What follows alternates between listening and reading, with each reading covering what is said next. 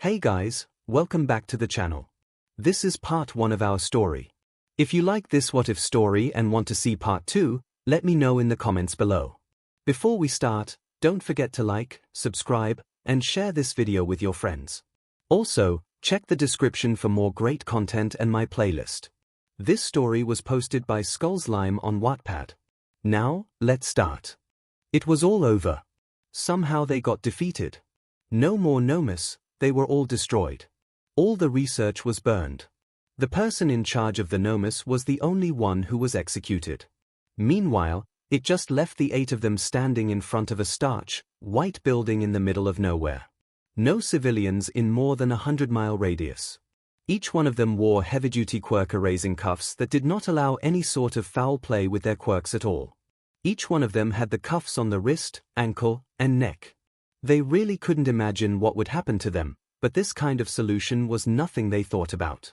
All for one was taken to a maximum security prison. Everyone just wanted the names gone. And that left them all alone. They couldn't get away since they captured Kurogiri first with the help of Red Riot and Ground Zero. After that, no matter how fast they ran, the pro heroes got to them faster. Then all 8 of the members of the League of Villains were brought to court. And somehow through all the crimes they committed, they were able to not go to prison if they just tested a new method of turning villains into civilians. Apparently the retired pro hero All Might suggested it instead of the jail time. They didn't know how to feel, but they ended up here. Here in the middle of nowhere. Firstly, the police and pro heroes placed them in quirk-resistant cuffs. Secondly, the pro heroes led them to a marked-off the van, fit for transporting villains to prison. Lastly, they drove days to get to someplace in the mountains to this building that they were standing in front of now. They thought someone would change the heroes' minds and not end up with the untested method. But that didn't happen. A 3-story Western-inspired house painted white with grey trim. The windows, they believed, had to be made of bulletproof glass. It looked very out of place with the dark wood surrounding it. Shigaraki looked at the place in disgust and scratched part of his neck that wasn't blocked by the cuff. Toga squealed about how cute it was in her eyes. Oh my god. It's like a little dollhouse. Twice said raising an eyebrow, his mask still on. Yeah, it seems like it. No, it most certainly doesn't. Kurogiri form wavered, his quirk didn't really work well with the cuffs.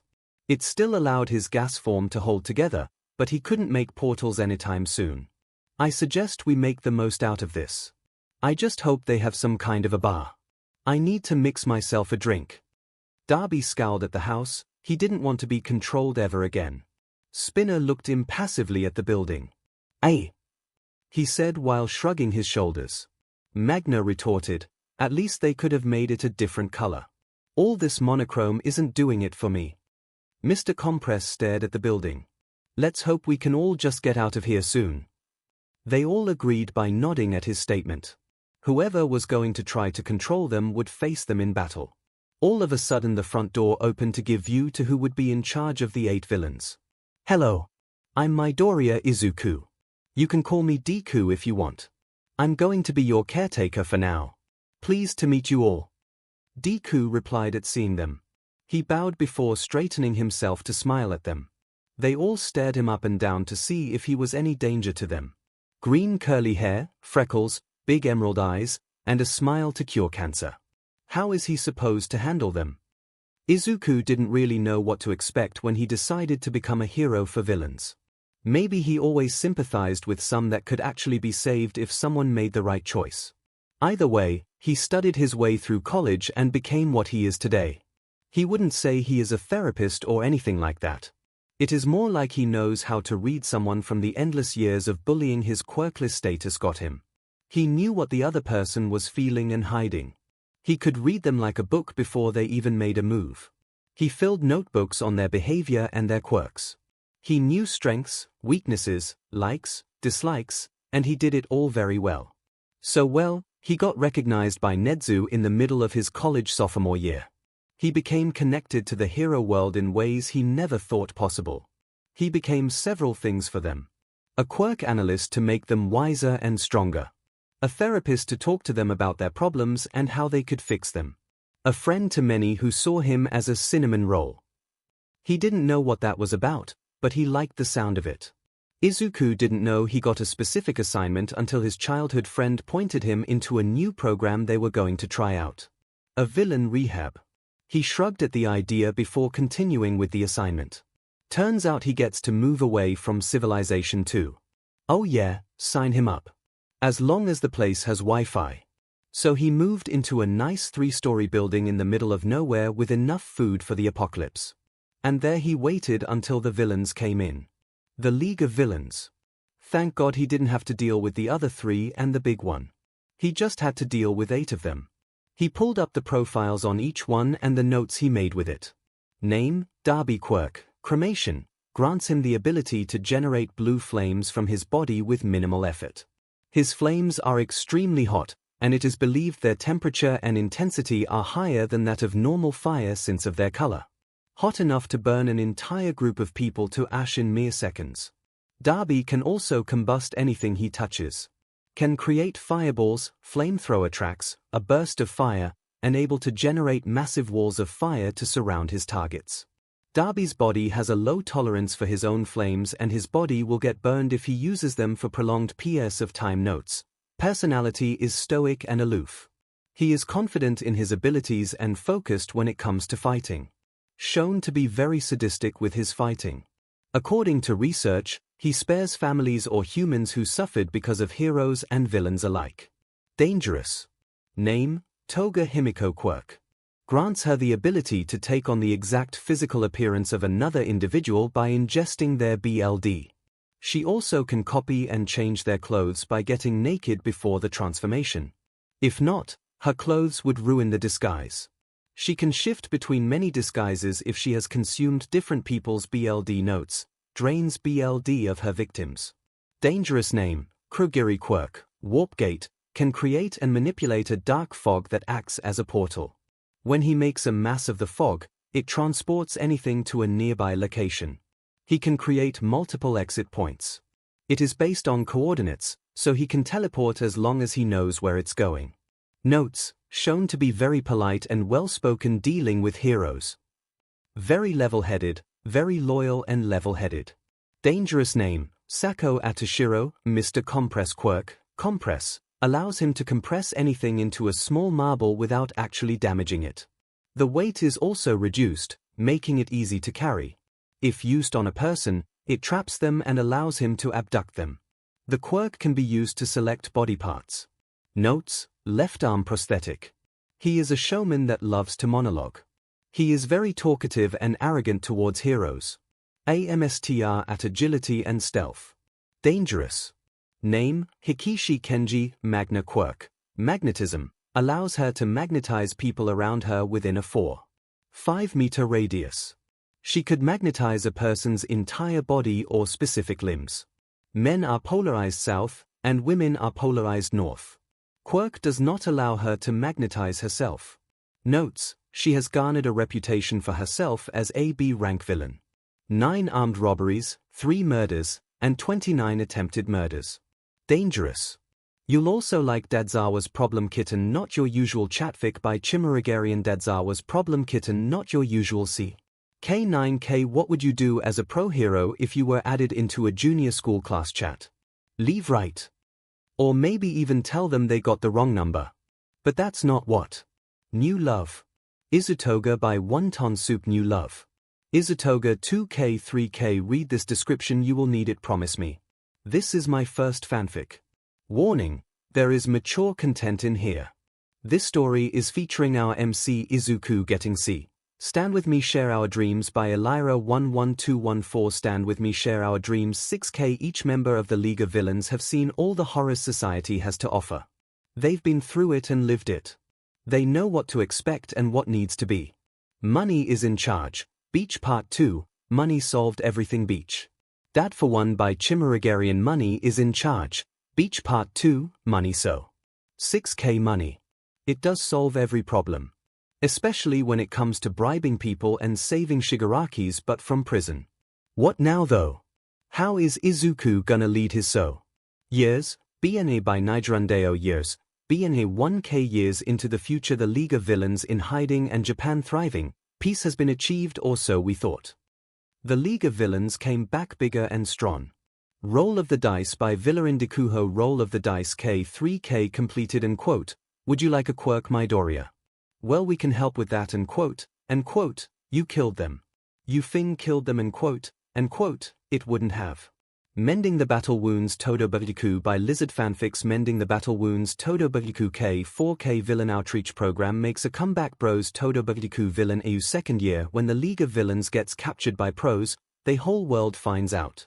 Name, Bubaigawara Jin. Twice quirk, double, grants him the ability to create clones of anything he touches, only 2 clones at a time. After memoizing the measurements and characteristics of his target, he can create a perfect copy of them. The clones need to take a moderate degree of damage before they melt into a mud-like substance. Twice has no control over the clones. Notes: most wanted by the government because of all the thefts he has gotten away with. Very acrobatic.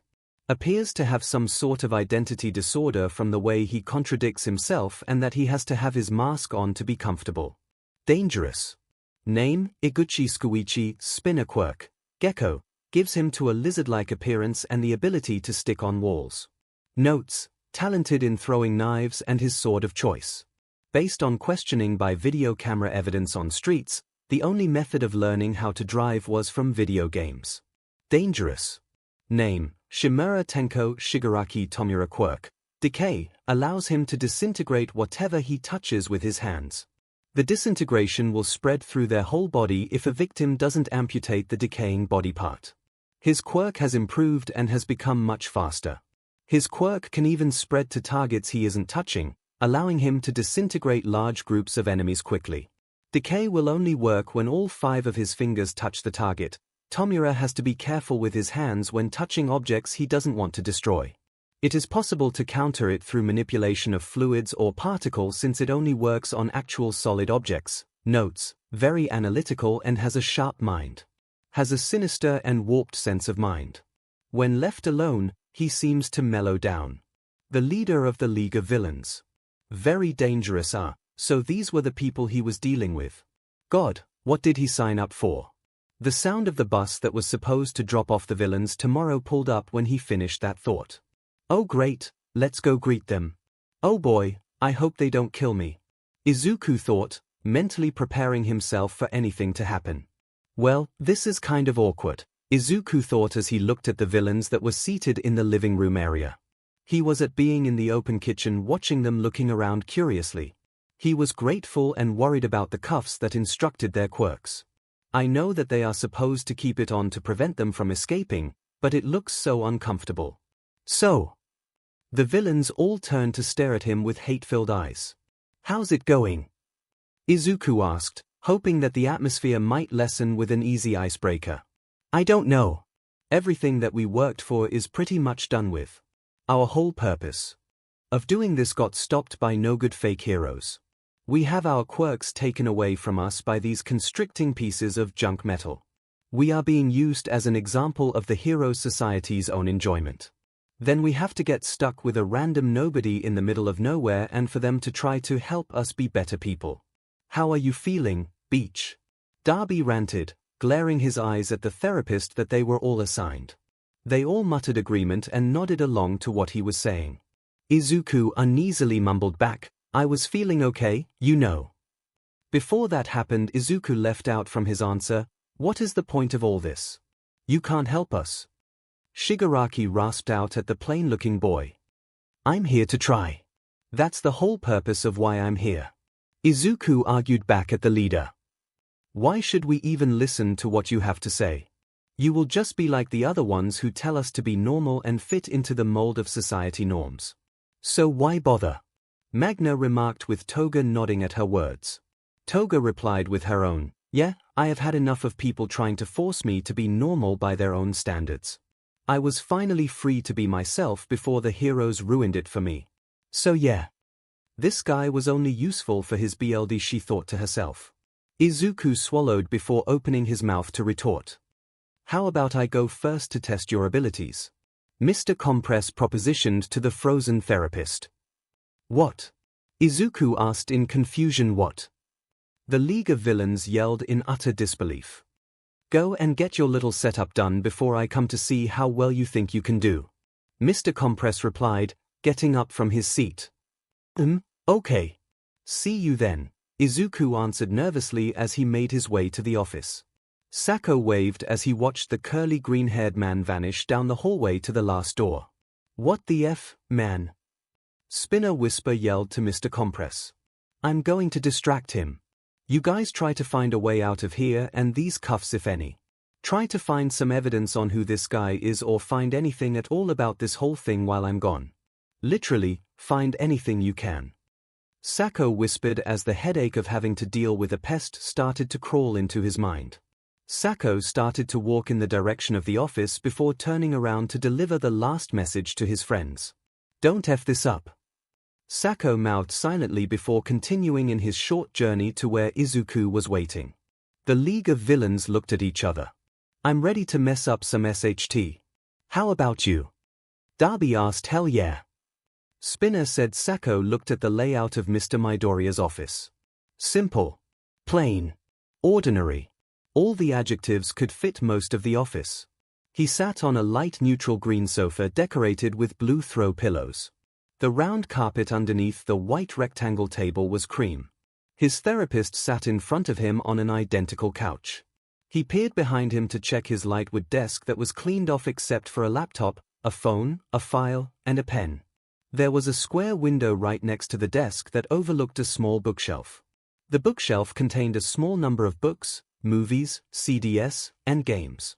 His eyes gained focus back on his so-called therapist as he clicked his pen to start the session. So, 𝐭 Atashiro. Are you comfortable with 𝐭-kun? Yes. Right. Let's begin our talk. Mr. 𝐿 really hoped his other 7 comrades can find something out. Oh. I love this painting. When we escape, I'm going to take it. Magna fawned over a watercolor painting of cherry blossoms. And where would you exactly put it again? We don't have a home to go back to. Shigaraki remarked snidely at her excitement. Up your butt and to the left, Mr. Grumpy, Magna mumbled as she followed behind Spinner up the stairs. Upon entering the 2nd floor, 4 of them found their temporary rooms. Nameplates on the doors indicated which room belonged to each person. Mr. 𝐿, Magna, Spinner, and Twice. Wow, my place looks snazzy. It's absolutely hideous. Twice said with his mask still on. He was granted permission considering his mental state. Spinner looked inside his own room, glancing around. It is okay, I guess. Magna looked inside her room. I do like the decor, but I want that painting to be in here. Shigaraki scratched his neck. Can we please move on and forget about the rooms for a second? We are supposed to find something to help us get out of here. The 3 followed their lead up to the 3rd floor, only to discover the remaining 4 rooms for the remaining villains. Kurogiri, Toga, Darby, and Shigaraki. Oh goody. More rooms. Darby said deadpanned. I believe any information we could gather is mainly on the 1st floor. I suggest we search for any place we can before time is up. Twice and Toga check the 3rd floor rooms. Spinner and Magna look at the 2nd floor rooms. Shigaraki and Darby will help me look on the 1st floor. Kurogiri explained. They all nodded before heading to do their jobs given. They will find a way out.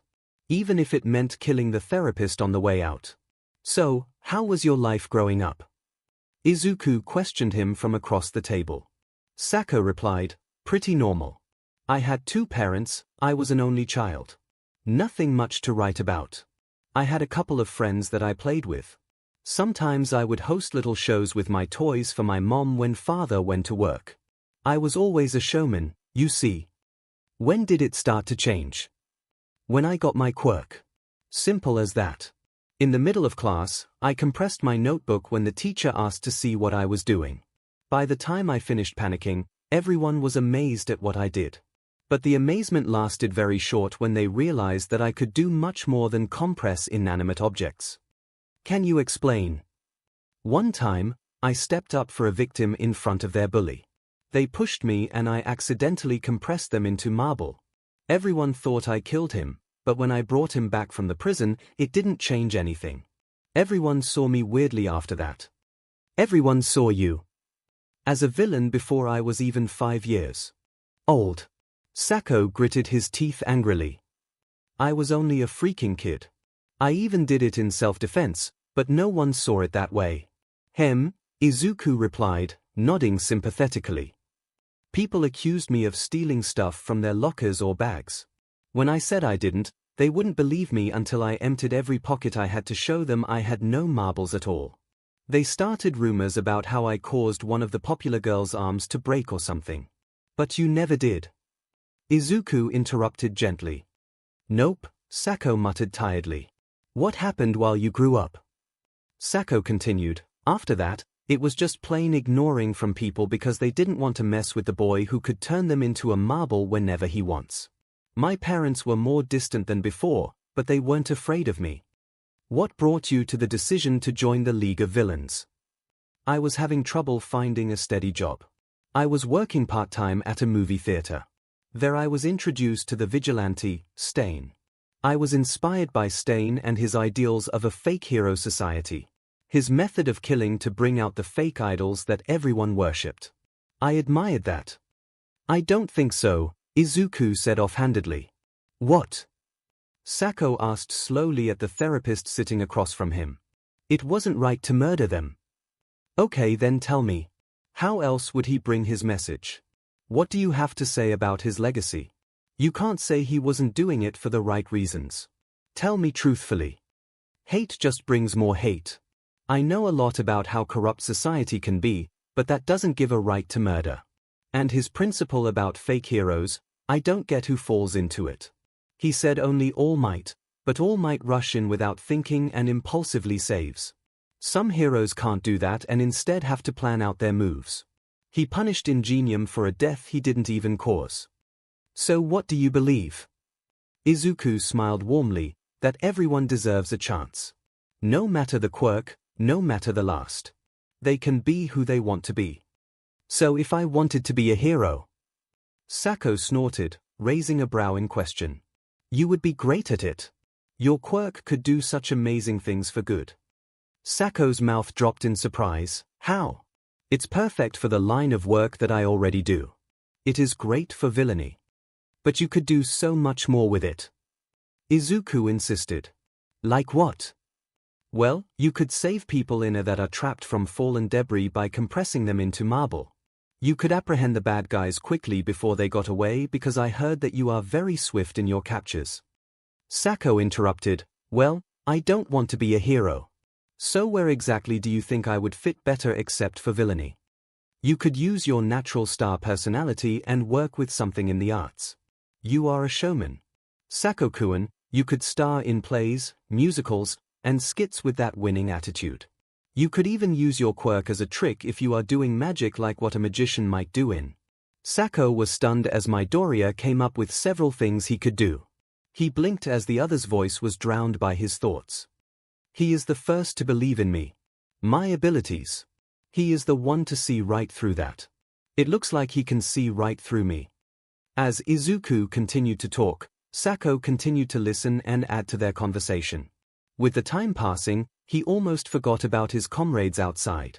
By the time their session was done, all the other villains were seated back on their positions on the 3 couches of the living room, looking exhausted. Hey, how is it going? Izuku asked casually at the unreasonably tired-out villains. Anyone want a drink? Can I get a water please? Mr. Compress asked politely. Wine.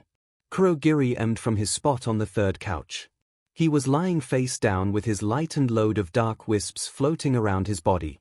The cuffs apparently cut his quirk and cut down some of his wispiness too. Okay.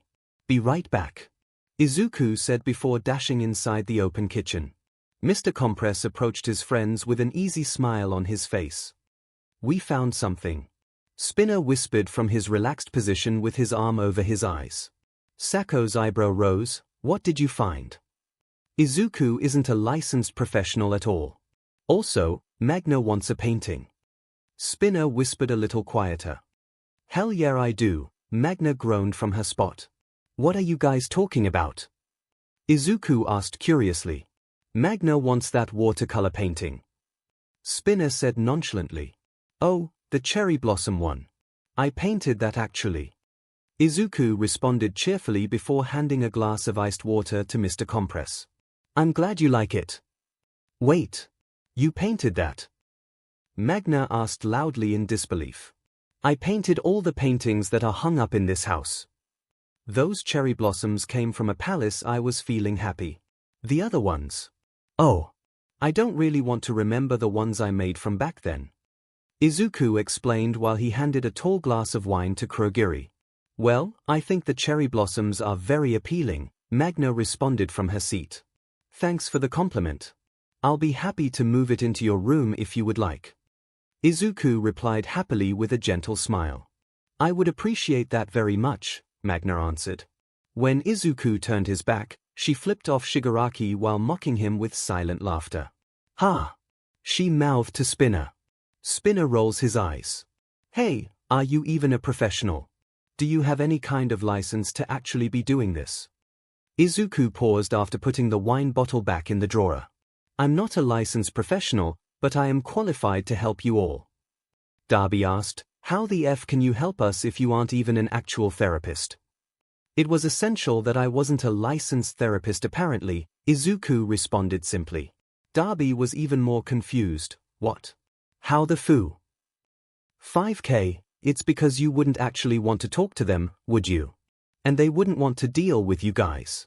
I took the necessary classes to be considered a therapist, but I was taken out of them when 𝐒𝐻𝐿 learned about my analysis. I was going to settle. To be a therapist or quirk counselor who could do actual good until that point. 𝐒𝐿 explained. What's so special about your analysis that 𝐻𝐿 took you out of studies? 𝐒𝐿 asked with disbelief. My analysis was covered in 15 notebooks by the time 𝐻𝐿 heard word of them. In them, I listed everything that I knew about each pro heroes I came across. Hell, the last one was all about villains. Recover Girl actually visited the college to help oversee a medical exam. When I asked for an autograph, she read my notes. After that, she took me and my notebooks to 𝐻𝐿 and the rest is history. How much do you really know? Enough to blackmail, bribe, apprehend, and possibly even kill anyone I have information on. I learn their quirks very quickly from any fight online or in real life I see. From there, I break down what their strengths and weaknesses might be. Any weak points or strong points are listed down in that notebook. When 𝐻𝐿 saw it, he took me under his wing to teach me personally, and that allowed me to make some new friends and gain one back. Are you telling me that you had valuable information on every single hero? Shigaraki asked while scratching his neck up bad. 𝐒𝐿 reminded with a calm grin, and the villain. I still write in those notebooks to this day. The notebooks are actually being used to their fullest potential. Wow, 𝐿𝐿 commented with wide brown eyes. Everyone's jaw dropped. They were captured by a skilled team of pro heroes that somehow found out their weaknesses and drawbacks. Could it be that 𝐒𝐿's notebooks helped them accomplish that? I'll just set up the painting in Magna's room then. See you in a bit. 𝐒𝐿 called out cheerfully before heading up the stairs to take down the painting from the wall. I'll go next time while you guys go look around for something new. Spinner volunteered. The others nodded while Mr. Compress sighed and sat down. I'll be here. Taking a much-needed break for myself. 𝐿𝐿 relayed while sipping on his iced water. Ah. Cool and refreshing. 𝐒𝐿 took a big gulp of the red wine in his glass. Oh God, this tastes so good. Count me out of this hunt too. I'll be here enjoying every last drop of whatever the hell is in this glass. Oh, great. Darby sighed in irritation. Spinner and Magna bit back a laugh at how the other two were acting. They all agreed to actually begin the hunt tomorrow since everyone was tired from the scavenger hunt from that day. I'm back. What's for dinner? Toga groaned out to him. I can make something for everyone. 𝐒𝐿 offered. They all agreed and soon 𝐒𝐿 was off whipping up some quick ramen for everyone. While they ate, the seven glanced at each other while 𝐒𝐿 chatted with 𝐒𝐿 about learning to cook himself. After they ate, each of them retired for the night. Relatively calm for now. When everyone was asleep, Magna laid awake, admiring her new painting until she fell asleep as well. In the morning while 𝐒𝐿 made cinnamon rolls for breakfast, the villains gathered together on the third floor. 𝐶𝐭 expressed how he rather stay out of it for now, before he headed downstairs to watch 𝐒𝐿 ice the cinnamon rolls. 𝐶𝐭 joined 𝐒𝐿 down at the kitchen while the others talked out their plan.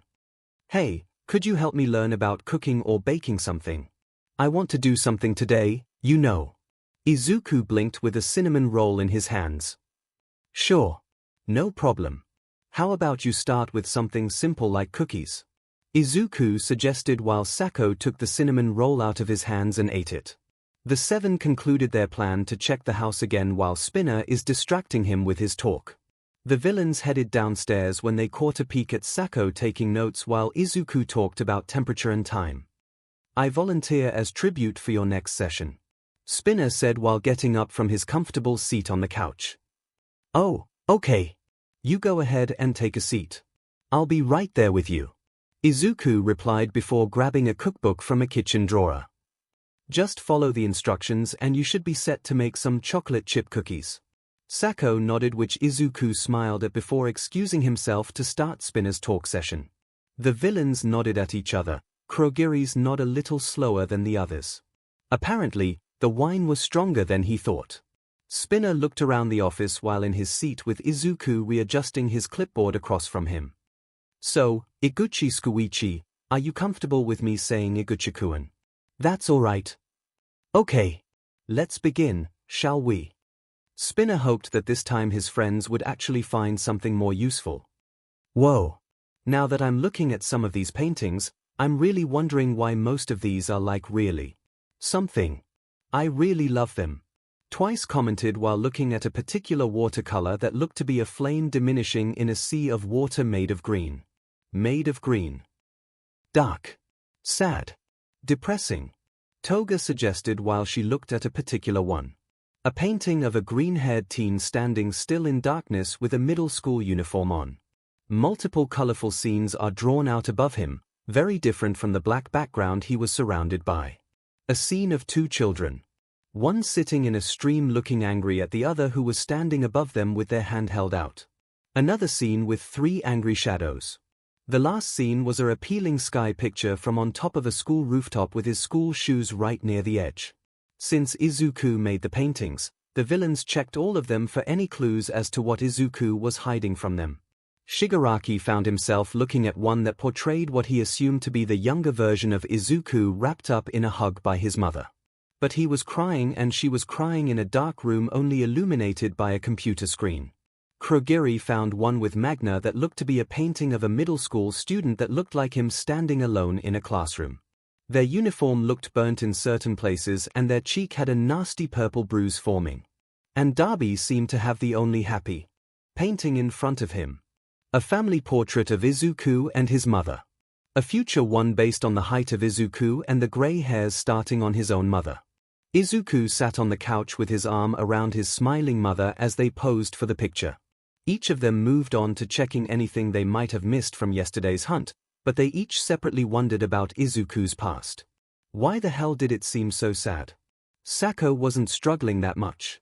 It's just, what the F is the difference between a teaspoon and a tablespoon? Each spoon that the kitchen had was the same thing size. Did it make that much of a difference? He thought angrily, picking up spoons of the same size. He shrugged before guessing the amount of salt. He poured a cup of white sugar and a considerably less of the amount of salt into the dry mixture. Then he added the brown sugar before sighing. Okay. Now time for the wet ingredients.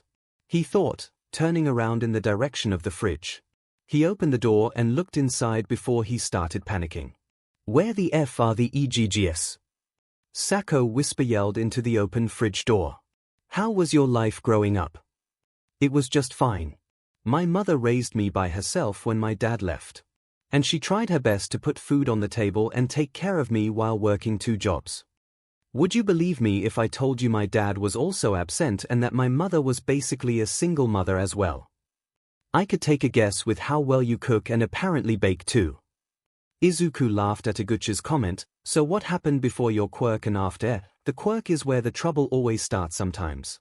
Nothing unusual happened before I got my quirk. I was always a loner that didn't have many friends or any at all. I mostly had classmates that I saw every day and that was it. 𝐒𝐿 nodded, And what happened afterward?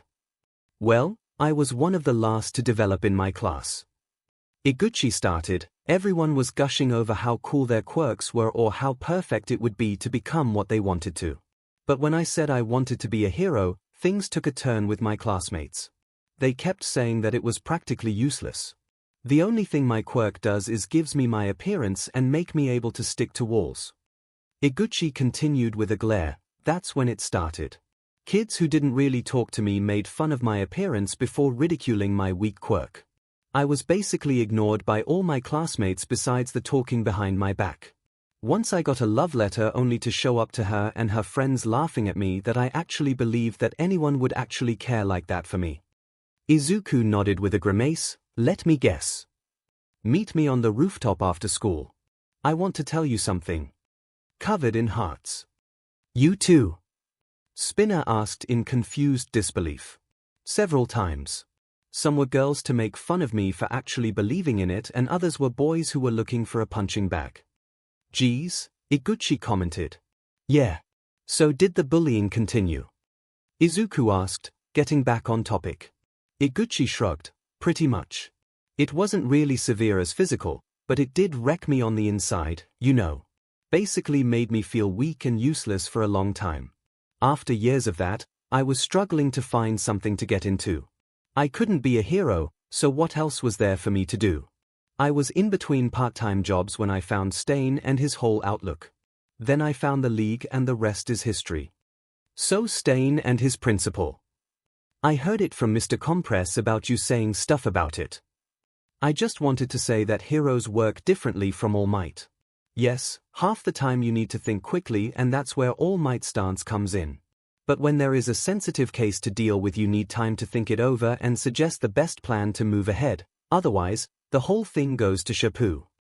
Izuku corrected himself. 𝐒𝐻𝐻𝐸 snorted at Izuku's attempt at censoring himself. So, if you think Stain isn't the right one, who else should I follow then? Spinner questioned the therapist. You don't have to follow anyone, 𝐒𝐻𝐻𝐸-kun, Izuku said. What do you mean? 𝐒𝐻𝐻𝐸 asked. When was the last time you did something based on what you wanted?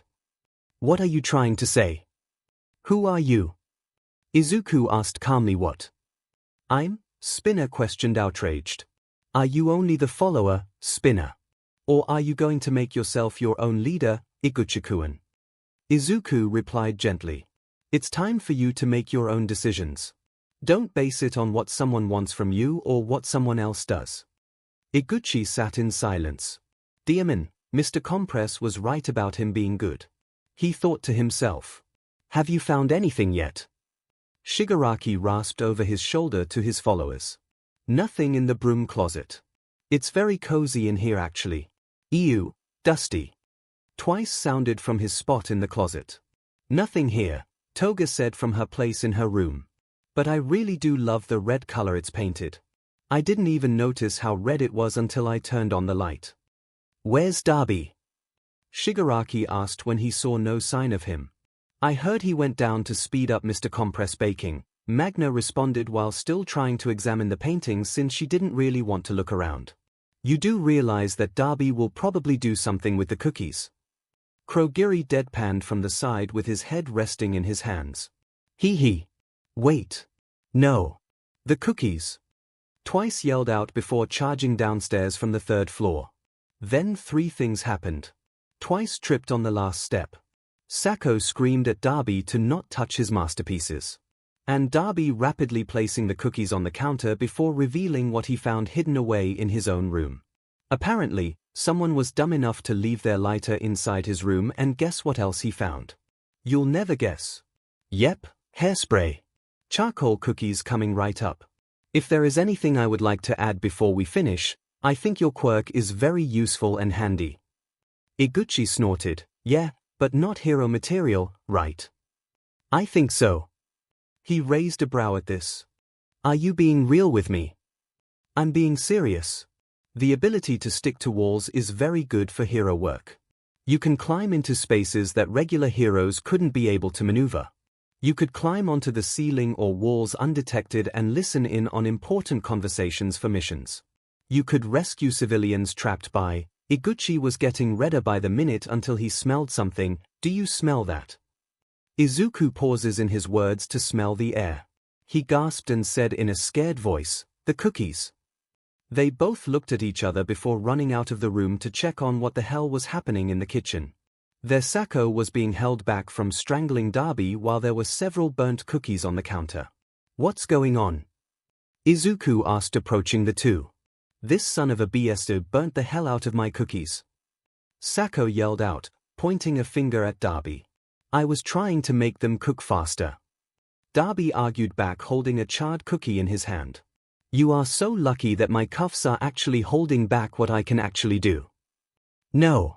I wanted cookies. I'm actually on a diet," Twice exclaimed from the ground, which he still lay face down from his fall. Sako laughed at him, revealing what is in his pocket.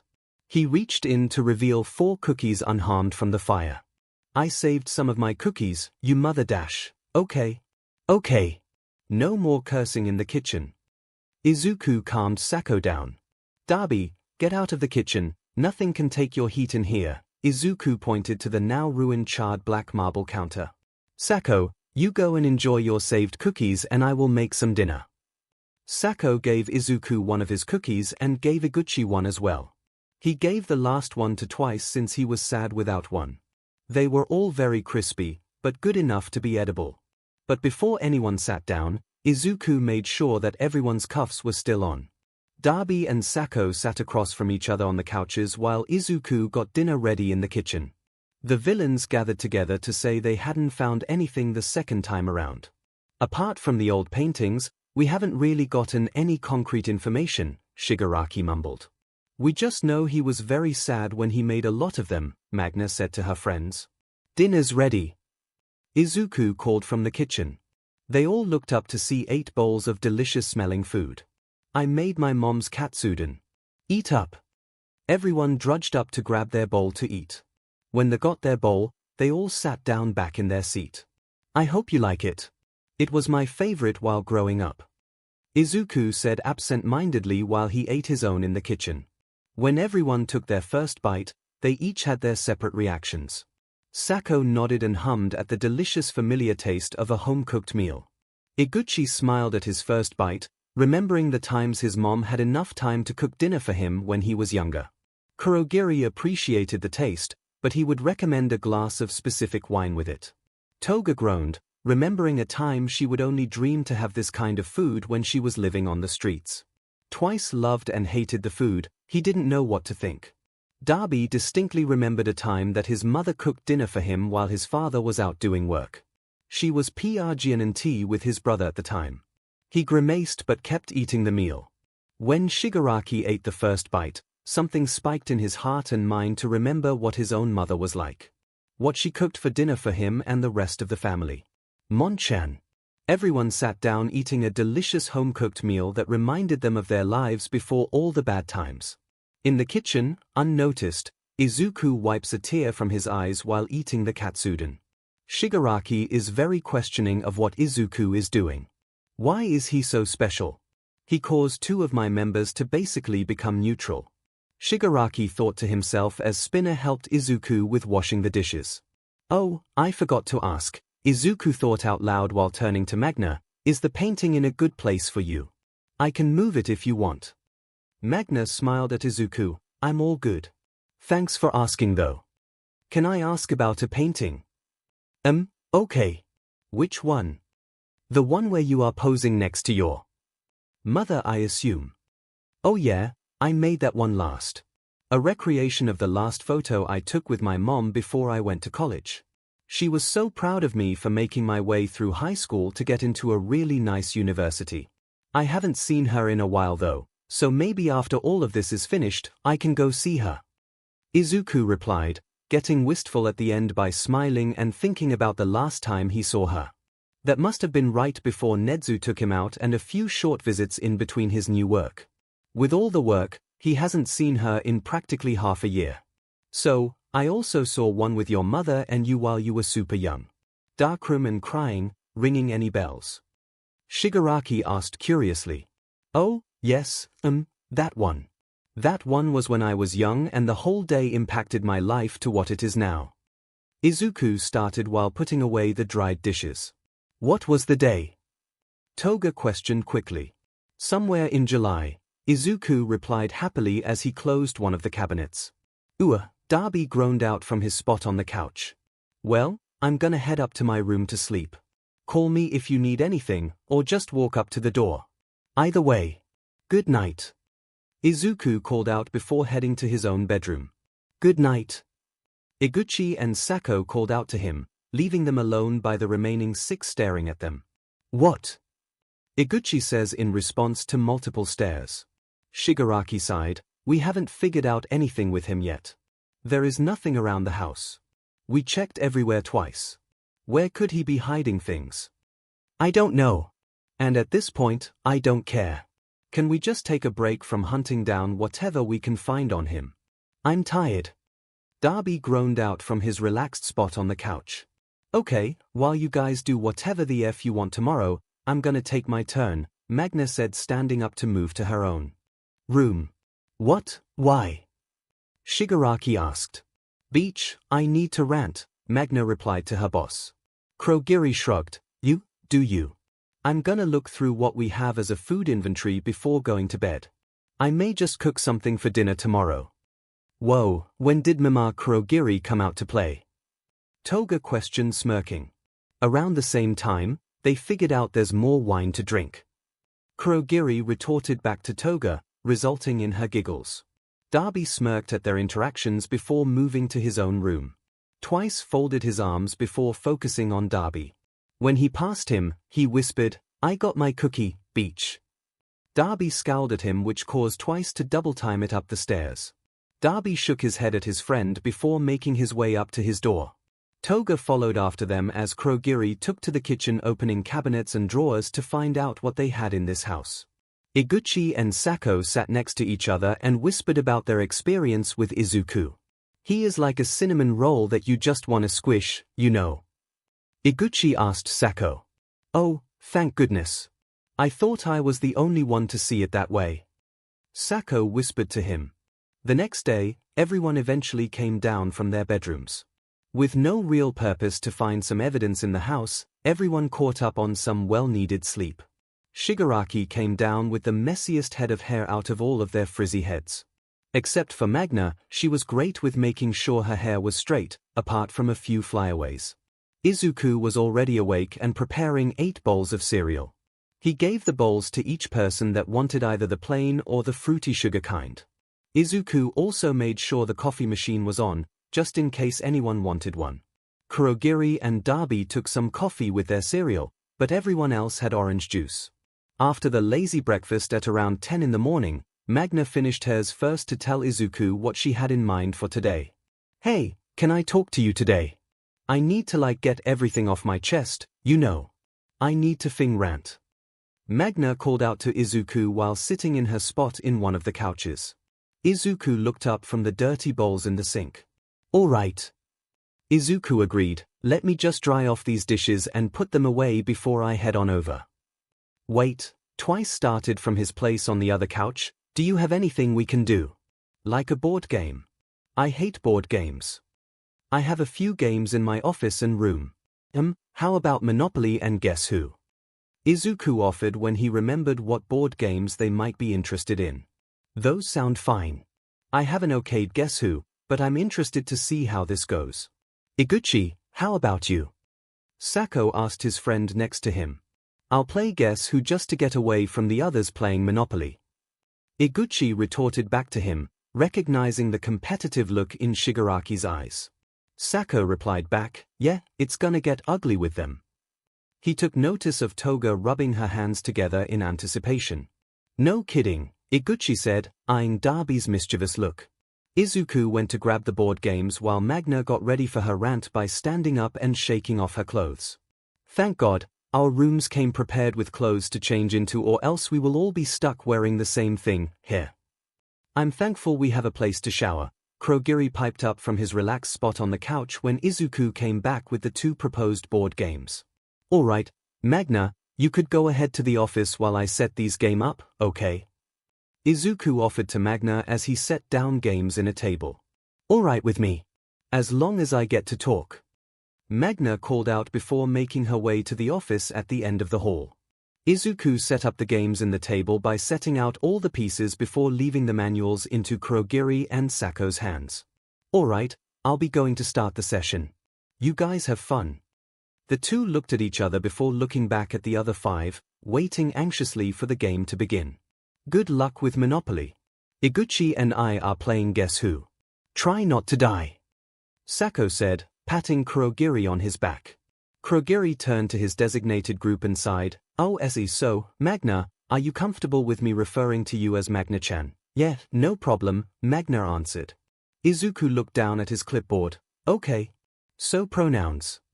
She, or it. Great, I'm just making sure, Izuku added. Oh, that's so sweet of you. Thanks. Now let's get to my rant, Magna said as she got really comfortable on her chair. All right. Let's begin, Izuku replied back to her. Why am I in jail again? Toga shouted at her piece that once again landed in jail. Ha! In your face. Twice screeched from his seat. You just wait until I get my get-out-of-jail-free card. Toga complained to Twice. God, I wish there was one in real life, Kurogiri mumbled, earning a nod from the other two. I want to buy Tokyo, please. Shigaraki proudly said to Kurogiri, who was in charge of the money. Goddamn it. How can you already buy property? Are you cheating? Darby raised his voice at his boss.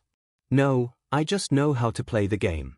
And oh, would you look at that, Shigaraki explained, pointing to where Darby's metal figure landed. You landed right on my new property.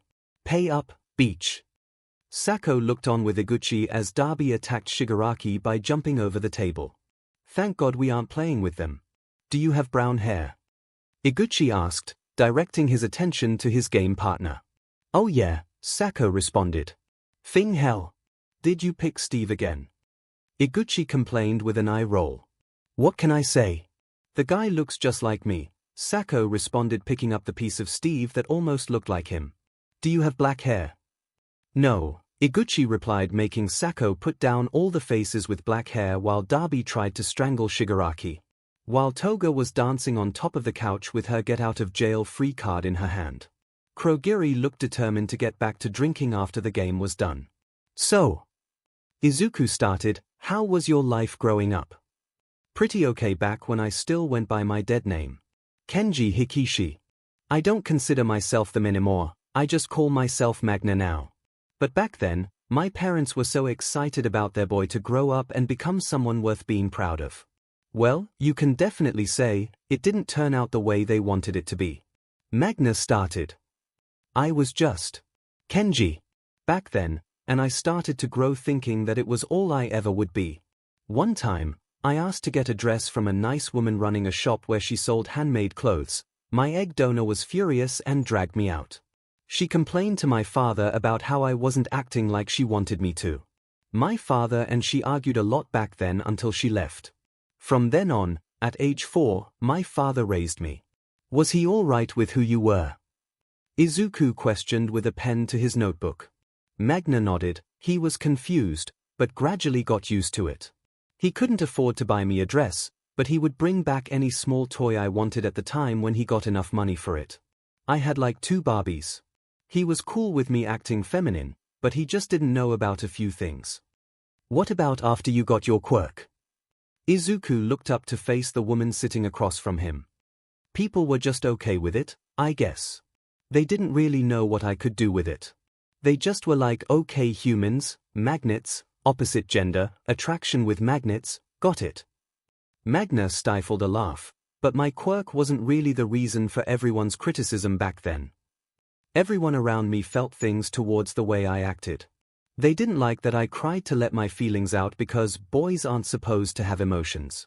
They didn't like when they found out my dad got me a Barbie because boys aren't supposed to play with dolls. They hated the way I was and wanted to force me to be something I wasn't. My quirk always came in handy to propel my bullies away into some unsuspecting people. When I first did it, I felt so much better not hearing their nagging voice near me anymore. When I got old enough, I moved out and changed my name to Magna. There I created a name for myself and eventually found the league. I got nicknamed Big Sis. They treated me better than any others, Magna finished with a sniffle. Izuku offered her a tissue which she gladly took. Oh God, thanks for letting me rant. I feel better.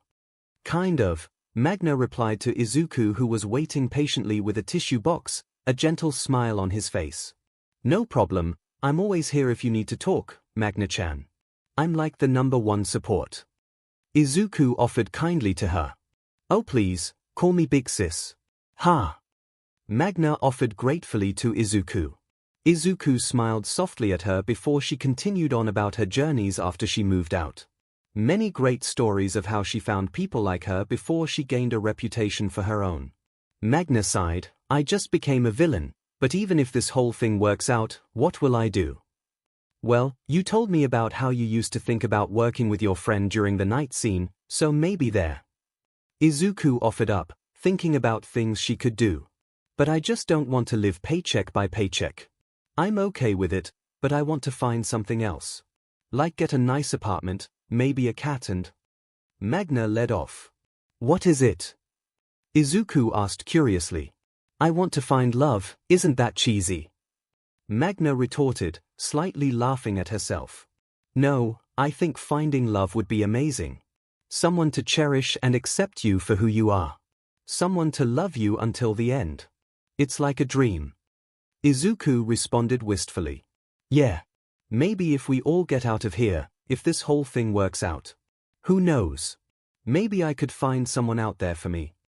I think that could definitely be accomplished. Izuku complimented before hearing a crash from the living room. Ah, CRP. Here they go. Come on, let's see what they broke this time. Magna groaned before leading her shocked friend out the office door. Let me go, you overgrown toddler. Darby complained deadpanned while Shigaraki held him by his shirt. Hey, what's going on? Magna complained as she strolled into the living room to see what was happening. She paused and looked around when Izuku came up behind her. Sako and Iguchi were having a lovely time, relaxing with their new round of Guess Who with a glass of water by their side. But on the other side of the room Twice and Toga took bets between who would win while Kurogiri was trying to find the strongest alcohol he could in the kitchen. Shigaraki had Darby in his grasp. He started it. Shigaraki complained over his shoulder. He was just whiny about not winning the last property. Darby yelled back at her while being slightly suspended in the air. Darby was taller than Shigaraki, but Shigaraki gamer rage fueled him to at least pick up Darby a few inches off the ground. Fing put him down. Shiggy. Geez, I leave you guys for what, 20 minutes? It's actually been 2 hours, Sako replied lazily from his own calm game. You took a long time in there. Oh really? Well, that doesn't give the excuse to act like children. Come on, guys. Magna complained while Kurogiri found a bottle of whiskey in the cabinet. Oh, come to Mama Giri, Kurogiri praised the brown bottle of liquor. I'll be in my room if you need me. I'll try to get rid of the major pain they caused in my head. Wait, Kurogiri. We have pain relievers. You don't need to drink. Yeah, he's not listening, Izuku started to say while Kurogiri charged upstairs. Meanwhile, Magna separated Darby and Shigaraki from each other. Izuku noticed the silence and decided to break it. So what do you guys want for dinner? Shigaraki's head on a plate, Darby complained with his head in his hand. I'm sorry I don't cater to cannibalism, Izuku apologized while Shigaraki looked offended. Darby chuckled a bit while Toga and Twice launched into full-bellied laughs. Shigaraki stayed silent when Magna clapped a hand around Izuku's shoulder. I'm feeling like sober. Come on, I'll help you WHP it up quickly, Magna offered to lead the way to the kitchen. Izuku followed behind with an excited smile. After sober for dinner, everyone went to bed with their stomachs full, even Kurogiri, who had his supper delivered to him in his room. But the following morning, Kurogiri was having some hangover troubles. Kurogiri my head. I told you that we have pain relievers, you should have listened. Izuku fretted as he replaced a wet towel on what he thought to be Kurogiri's forehead, breathing a sigh of relief when the wet towel didn't fall through the light mists around him. Next time, you wouldn't need to have this major hangover. Yeah, I get it now, 𝐒𝐻𝐲 mumbled with his yellow eyes narrowed into a pinch from the huge headache he had. Izuku sighed before continuing to take care of 𝐒𝐻𝐲 while the other villains hung out in the living room downstairs. Would you mind if I wish to be the next one in your session? You know, after my headache is completely gone and my hungover state has vanished. Like later today or tomorrow, just when I won't feel like the room is spinning anymore. 𝐒𝐻𝐲 asked, looking up to him with his piercing yellow eyes. No problem. I will gladly talk to you when you are feeling better, but for right now, I'll help you with this whole situation. Izuku responded. Thank you, Midoriya. 𝐒𝐻𝐲 thanked him gratefully, placing his wispy hand over the wet towel on his head. Izuku smiled kindly. Please call me Izuku or Deku if you want. If you wish, Izuku, 𝐒𝐻𝐲 said politely before groaning with his hand pinched to his temple. They both nodded in respect to each other before Izuku continued to make sure 𝐒𝐻𝐲 was comfortable. Meanwhile downstairs, Shigaraki was growing more upset that he hasn't found anything on Izuku. Shigaraki rasped while scratching his neck, "Is there anything we can find on him? Anything at all?" Toga shrugged, "I have no clue. At this point, I'm tired of looking and coming up with nothing." Darby scowled, "I can only guess that his office where he conducts the whole session things is where he hides the stuff we are looking for." Twice replied with a hum, "That makes sense." "You lost me." Shigaraki glared, "That might be true. The only place we haven't checked is inside that office since he is always there. How are we supposed to get inside since every session takes place there?" Toga asked right before Izuku appeared at the bottom of the stairs. "Hello everyone." Izuku greeted with a smile before starting on lunch. "Hi. Hey, where's 𝐒𝐻𝐲?" Sako asked as he approached the kitchen to see what Izuku is making. "Oh. He is staying in his room right now. He has a major headache amongst other things, but he will be all better by tomorrow." "That's good to hear. Hey, what are you making?" Sako asked Izuku while Shigaraki had an idea. "If 𝐒𝐻𝐲 has a hangover, this could mean good news for us," Shigaraki stated. "Why?" Twice questioned in a curious tone. Shigaraki paused in his neck scratching to say, "After 𝐒𝐻𝐲 gets out of his hangover, he will try to stay in his room as long as possible, even after getting out of it. Which means that 𝐒𝐻𝐲 can distract Izuku for enough time with whatever upstairs while we hunt in Izuku's office." "Solid idea, but when do we do it?" Darby asked. "Tomorrow. 𝐒𝐻𝐲 doesn't get over his hangovers fast, but they always wear off by the next day. All we need to find out if 𝐒𝐻𝐲 is the next one to have their session. If he is the next one, he would want to stay inside his room. When that happened, we make our strike." Shigaraki grinned at his plan. "Okay. So all we need to find out if 𝐒𝐻𝐲 is next?" Toga asked. "Yeah," Shigaraki said simply to her, causing her to turn around to face Izuku. "Hey, Izuku." Toga called out. Yes." Izuku asked hesitantly. "Who is the next on your list for therapy?" Toga asked curiously. "Oh, 𝐒𝐻𝐲 was just telling me that he would like to be next.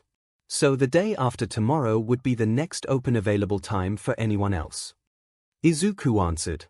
"Okay, great." Toga yelled out to him, causing him to flinch at the loudness before turning back to her leader. "So, tomorrow?" she whispered softly. Shigaraki nodded, "Tomorrow."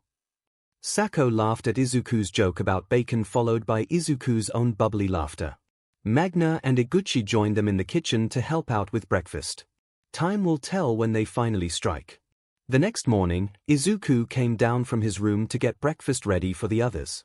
One by one, they came down to enjoy a simple meal of toast with eggs with some bacon on the side. They each enjoyed their meal, especially the four who planned on having some real fun when Izuku was gone. Izuku walked inside his office, to the staring eyes of the other four villains. When he walked out into the living room, he started to tell others what he planned to do that day after breakfast. Izuku said while getting a small notebook and pen ready, "Hey guys, I'm going to go talk to 𝐒𝐻𝐲 in his own room since he is more comfortable there, and I don't want him moving too quickly." "Oh, no problem." 𝐿𝐴𝐵 replied while he sat on the couch next to Iguchi and Magna. We are going to teach Magna about Guess Who while you are gone. Iguchi pointed a look at 𝐿𝐴𝐵 while smiling. Yet, if she doesn't pick the same person each time, right 𝐿𝐴𝐵? What's with the look? 𝐿𝐴𝐵 responded, snickering from remembering the fact that he picked the same guy 4 times. Have fun, Izuku. Magna called out, also, what about some pizza for dinner? That sounds good. I'll get to work on that after the talk with Kurogiri. See you guys soon. Yes, see you soon, Shigaraki mumbled watching Izuku disappear up the steps. 𝐿𝐴𝐵, Iguchi, and Magna went to grab Guess Who of the table where they last out the board game. So, where should we play? Iguchi asked the others, looking over to the other 4 that looked sinister. I vote for one of our rooms because I don't want to be around them if they start playing Monopoly again. Good point, 𝐿𝐴𝐵 replied before leading the others to his own room up the stairs. Toga looked behind her to the other 3 seated on the couch. It's the time. Okay, are you comfortable? Izuku asked while settling on the chair right next to Kurogiri's bedside. Kurogiri looked over with a teacup in his hands. Yes, the pillow behind my back is very cozy and this tea you prepared is very lovely. Izuku smiled happily. Thank you. Now, are you okay with me referring to you as Kurogiri-kun? I have no problem whatsoever. Kurogiri shook his head before taking a long sip of the warm lemony tea. Izuku clicked his pen. Great, then let's begin our talk. What are we supposed to be looking for again? Toga whimpered, replacing the pillows she had thrown off the couch while she was looking. I don't know. Twice Whisper yelled as he ducked his head to look on the bottom bookshelf. Shut up and keep looking, Darby complained while searching through the closet off to the side. Why does he get to have the video games? Shigaraki pouted at seeing some of his favorites out of his reach the whole time.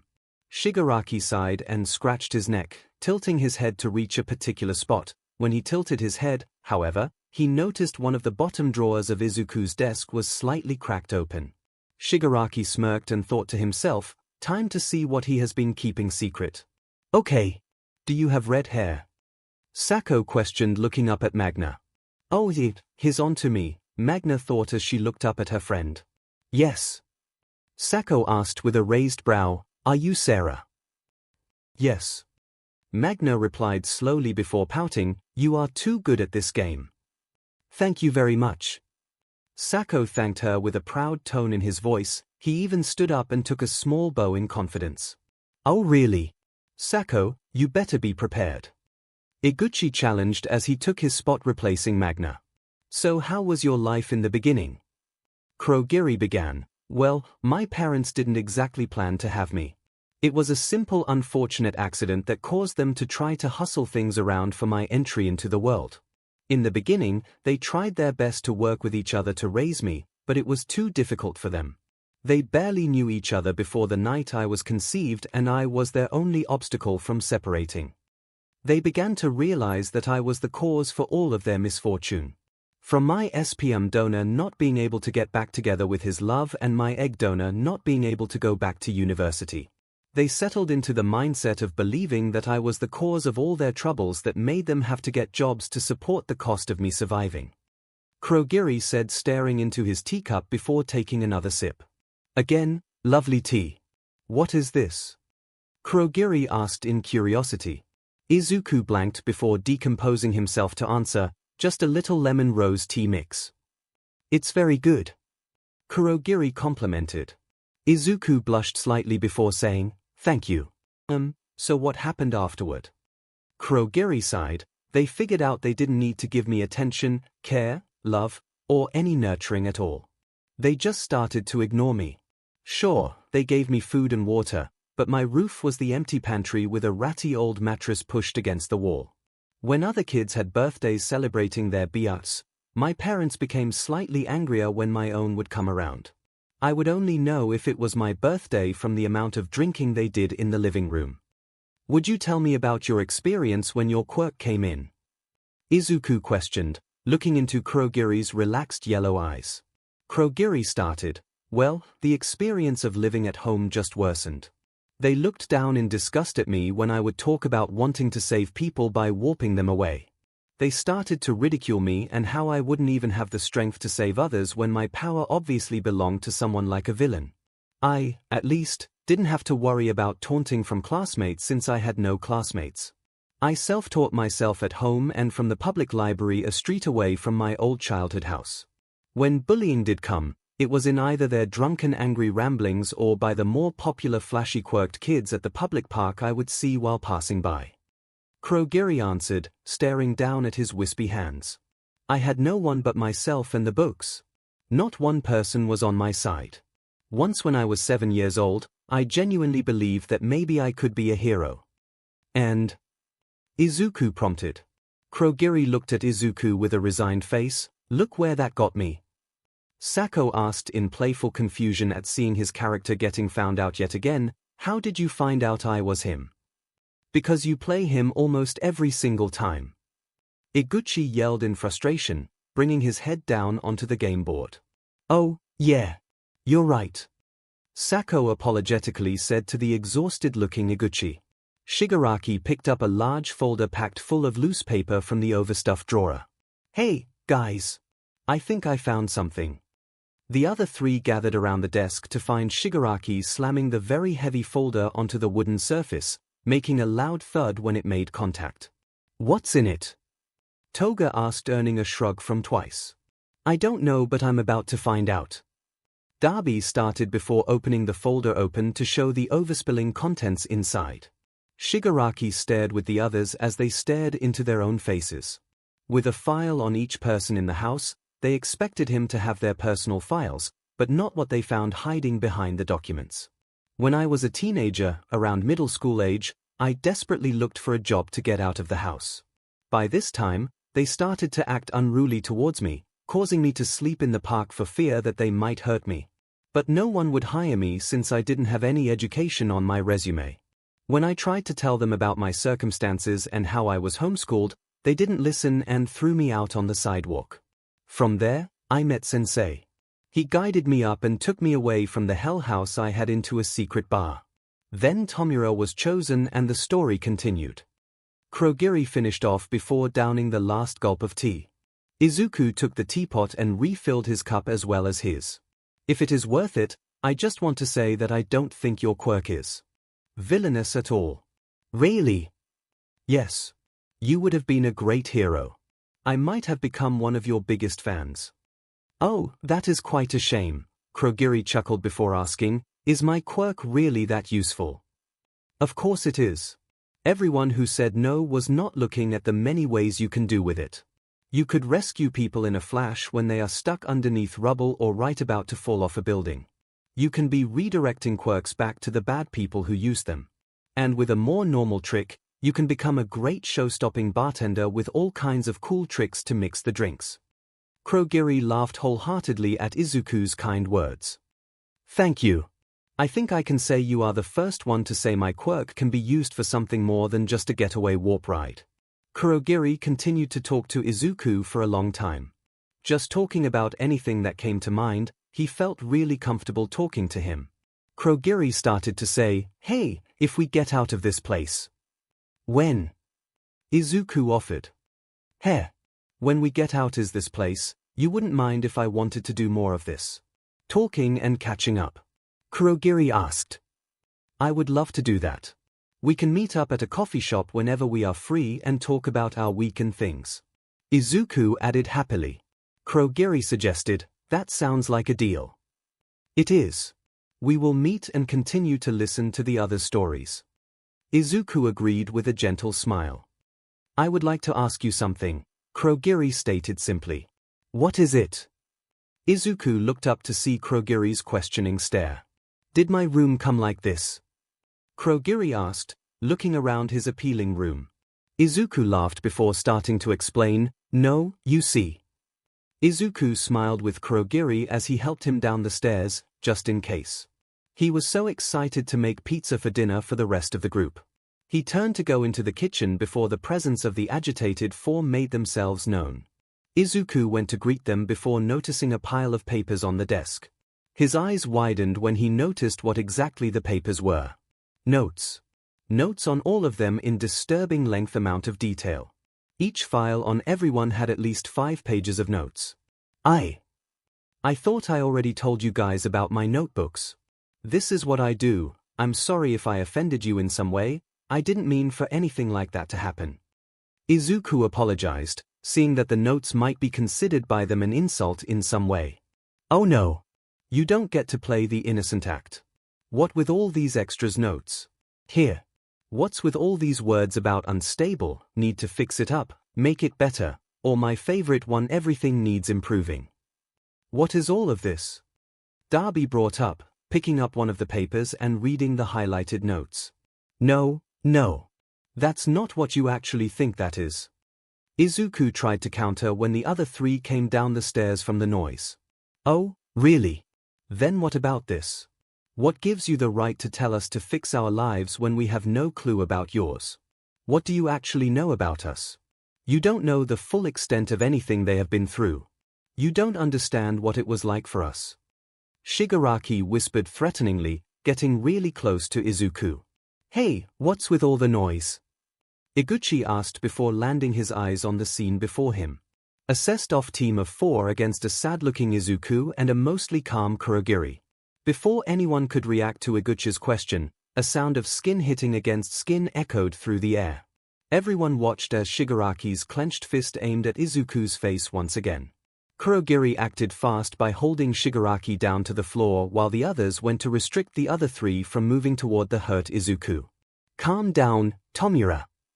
Kurogiri reprimanded Shigaraki, trying to make him stay on the floor. You saw the notes. Tell me I wasn't acting like you would have acted. Shigaraki raised his head from the ground, unapologetic. Kurogiri's yellow eyes narrowed. You don't know the real reason. Now stop. Let me go, you lizard brain. Darby complained loudly, trying to kick at him. Hell no. Iguchi yelled out, holding Darby's arms tighter behind him. Izuku, are you okay? Magna asked, slowly trying to approach the shock-still the green-haired person who helped her. Toga was held in her strong arms behind her, surprisingly calm about her position. From Magna's sudden question, the others focused their attention on the nearly forgotten therapist that just got hit in the face. Izuku didn't respond as he slowly raised his hand up to the pain on the right side of his face. He pulled back his hand to see a faint imprint of BLD from where Shigaraki's fingernails scratched him harshly from his loose fist. Izuku? Iguchi asked, holding Darby back from trying to pry Kurogiri's arms off of his hold on Shigaraki. Izuku stayed silent, staring at the BLD on his hand for a long time. Are you alright? Sako asked, holding twice away from the scene much to their anger and happiness. Izuku didn't look away from his hand, watching the small droplet of BLD start to slowly fall down the lines of his palm. He was still silent, barely moving from his spot. Izuku, please say something. Kurogiri pleaded, restricting Shigaraki from getting up and hurting Izuku again. Izuku's green eyes seemed to glow in the dim lighting while staring at his hand before they landed on the fallen Shigaraki. Izuku approached quietly, his footsteps making the only noise in the room. He stared straight into his red eyes with boiling anger and irritation. Izuku started to smile with a sad twisted way from the sight of a tear falling down the left side of his face. You really want to know about my life? Izuku asked with a tone that they didn't recognize at all. Izuku has never been like this. Oh, essentially my life started off just fine.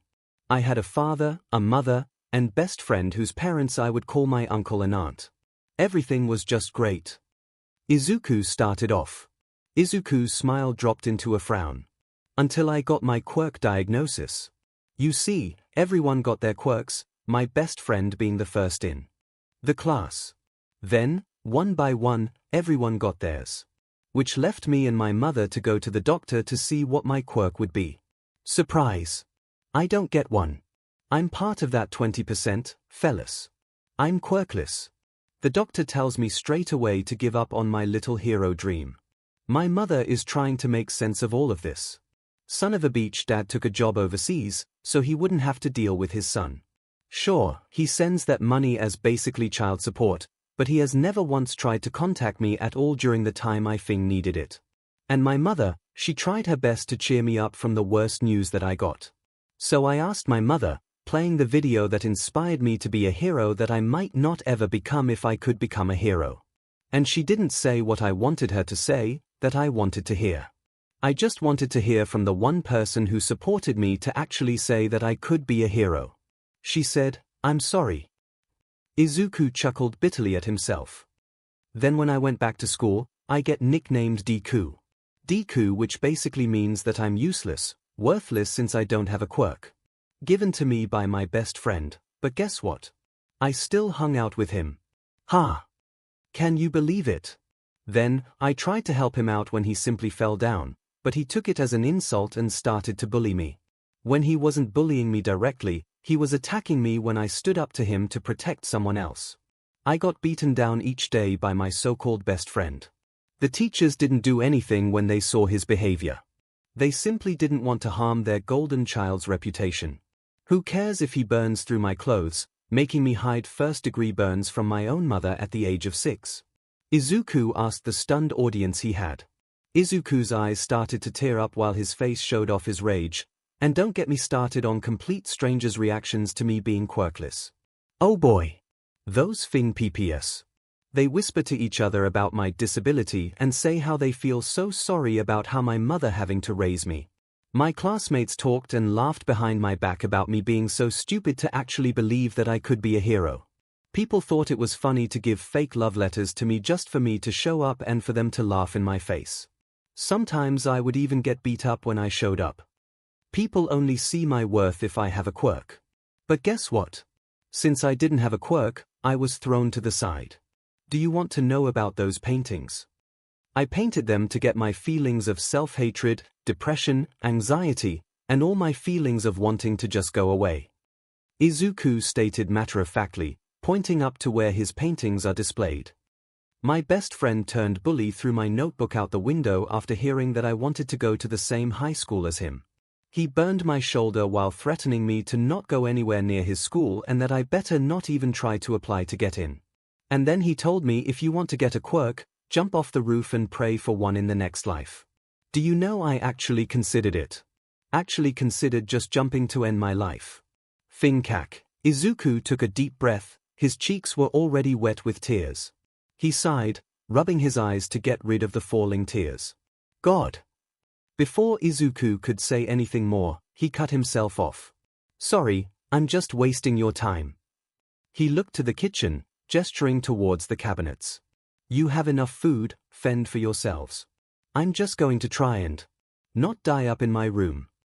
Izuku walked away quickly from the scene in the living room, leaving all 8 of them in shock from what they just heard. When Izuku was almost to his own room, Iguchi and Magna started heading fast behind him to console him. Sako joined in their plan to comfort him after shooting his old boss a nasty glare. Kurogiri has his arms folded against his chest, glaring the other 4 down as they stood silent. Shigaraki had enough of his dirty look. Why are you standing up for him while he has been taking notes on us? Shigaraki asked, scratching his neck in agitation. For our bedrooms. Kurogiri started simply, with a tone of hidden venom behind his words. What? Twice asked confused, tilting his head. He took specific notes for him to personally decorate our rooms so we would feel more comfortable while this hell has been going on. The whole need to fix comments with our files was reminding him which room he needed to fix up. What? Darby asked more quietly than the yelling accusations from before. Yep. He made sure everyone felt more comfortable while we were basically forced away from society. He told me when I asked about my room. Kurogiri picked up his own file with the words everything needs improving. My room needed to have more improvements than the rest of yours, but only small ones for each furniture piece. That's why. Unstable was for twice bed frame that had one of its legs shorter than the rest. And make it better was for Toga's painted wall, it apparently needed several coats to get the right color. Before they could make a comeback, Kurogiri confused. In fact, he made sure we had certain aspects that we liked or contributed to our quirks in some way that would make us familiarize with the room as more of a home and not a prison cell. You know, the prison cell that he is trying his hardest, his best, to make sure that we don't end up in. And yet here we are now. Are you proud of yourself, Tomura? 𝐒𝐭𝐚𝐲 glared one last time before following the others to where Izuku headed to, leaving the other four silent in the living room. SHT, Darby mumbled angrily. Yep, that's what I'm feeling like now. Twice replied with a hand to his forehead. He let out a big sigh before placing his head in his hands. I feel bad now. Like he must have painted our walls all by himself, since no one would want to help out with the villains, hair. And he did a great job with the BLD red walls in my room, especially with the dripping pink at the top. Toga added mostly to herself. I really like it. Shigaraki stared in silence down at the floor. He didn't know that. Izuku. OF, now he feels bad. Izuku stayed up in his room for the rest of the weekend. That night on Friday, the four ate together while the other four went back up to share with Izuku. The eight were pretty separated from each other. On Saturday, 𝐒𝐭𝐲 watched over Izuku most of the time while the others dealt with the silence in the living room. Before Twice stood up to talk to the other three. Twice turned to look at Sako and Magna. Look. We all feel bad about what happened yesterday. So, are you going to apologize anytime soon? Twice looked back at the others. Darby and Shigaraki didn't meet his eyes, but Toga glanced up. I can say. Not you. Him. Magna rolled her eyes, pointing at Shigaraki. It's mainly your fault for doing that, SHT. You all need to apologize, and you all can. But Shigaraki is the one who needs to say sorry the most. Why? Shigaraki mumbled, scratching at the sofa cushions. Why? Why? Why? F you. He is trying everything to make sure that we were all right.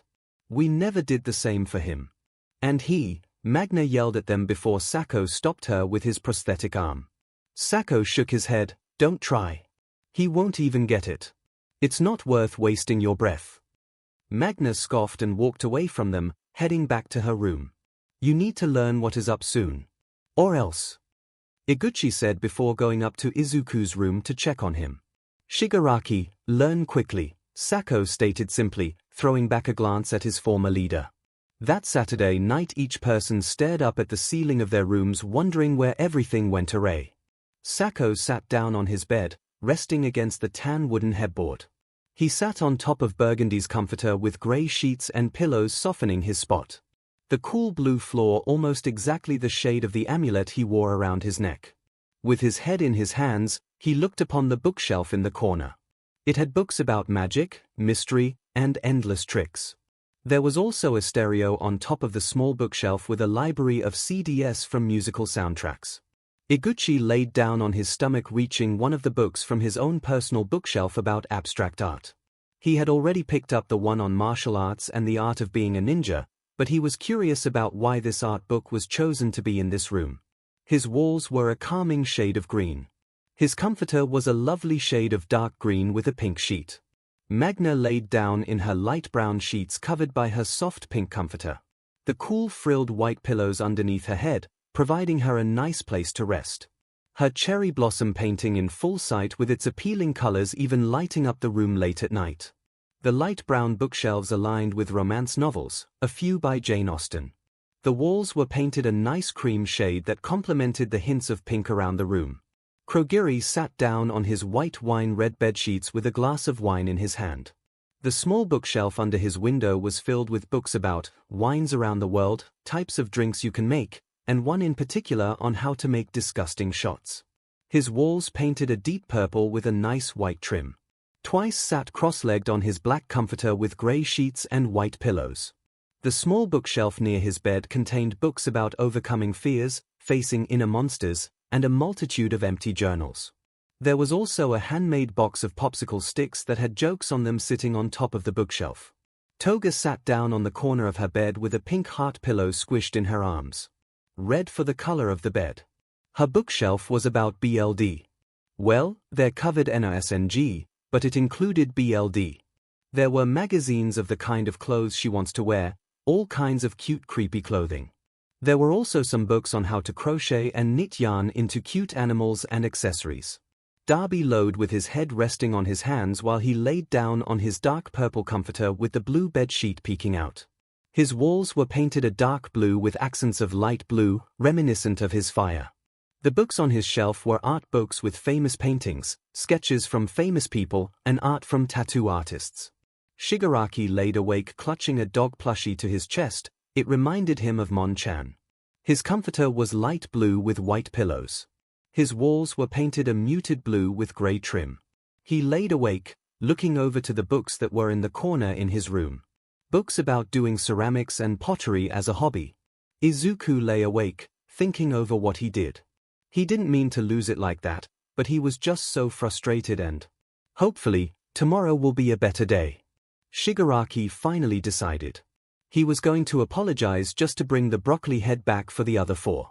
Shigaraki thought back to the similarities that they shared with their backgrounds. Nobody was there for either of them. And look how differently they turned out. He sighed to himself, placing his hand on his face. Here we go, I guess.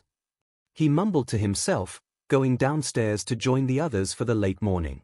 He headed downstairs ready to find the others, but not expecting to see a very tired-looking Izuku resting on the couch. The seven of them looked up at him when he came down the stairs. Kurogiri gave him a look. The others apologized already. Shigaraki sighed, nodding his head. He turned his attention to Izuku. I am sorry. What? That I went through the files and started assuming things. I was a bit on edge that you might be just like the other ones who didn't care. I can see where you are coming from. I accept the apology if anything else to stop all these angry vibes around the house.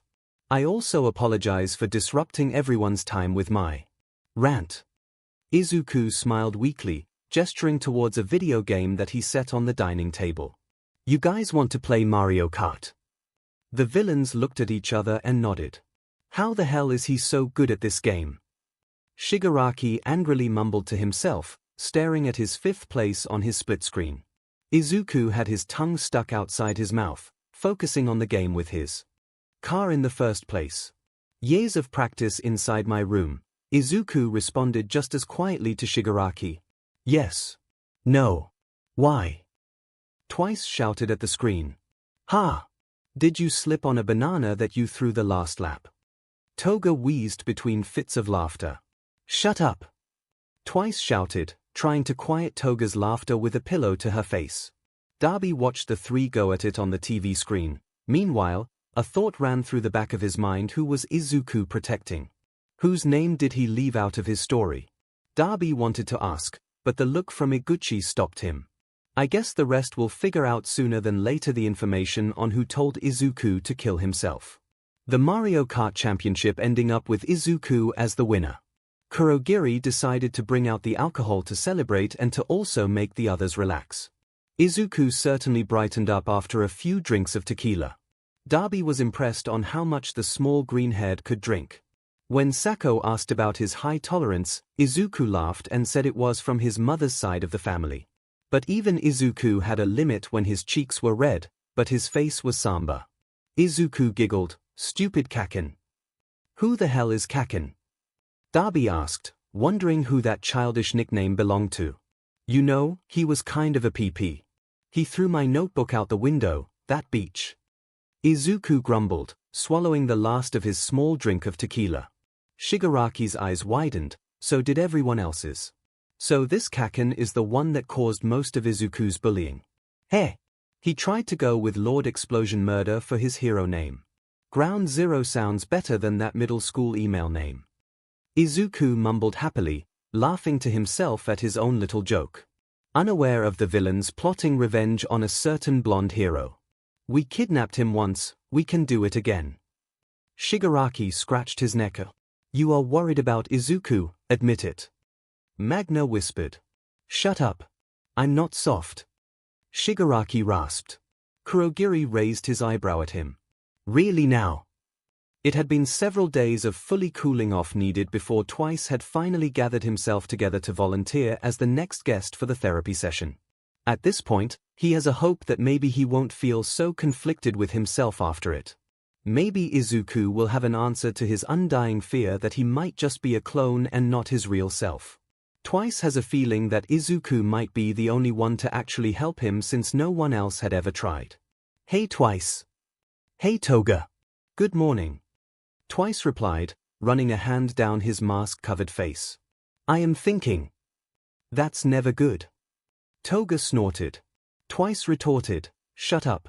I'm thinking about the Beatles.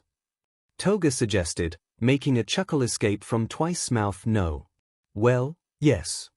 Twice replied, letting more laughter go. Toga laughed with him before it got quiet again. Twice finally spoke up again, I want to do a session with him. Okay. Why? Toga asked, curious as to why he wanted to. Twice responded, maybe it will actually help. I don't know, but I want to try at least. Toga nodded with a pout, I get you. Hey, but don't get rid of all your crazy, or else I will be the only one. I won't let all my quirky craziness go away. Don't worry, it's part of who I am. Twice responded before giving her head a noogie, much to her annoyance. The next day was when Twice decided he will speak out about his decision. So the next morning, Twice headed downstairs to join in for the group breakfast of apple juice and waffles with maple syrup. So what are we going to do while Twice has his little talk with Izuku? I have an idea, 𝐭𝐻𝐻 suggested, taking out a thick book from behind his back and slammed it down on the table.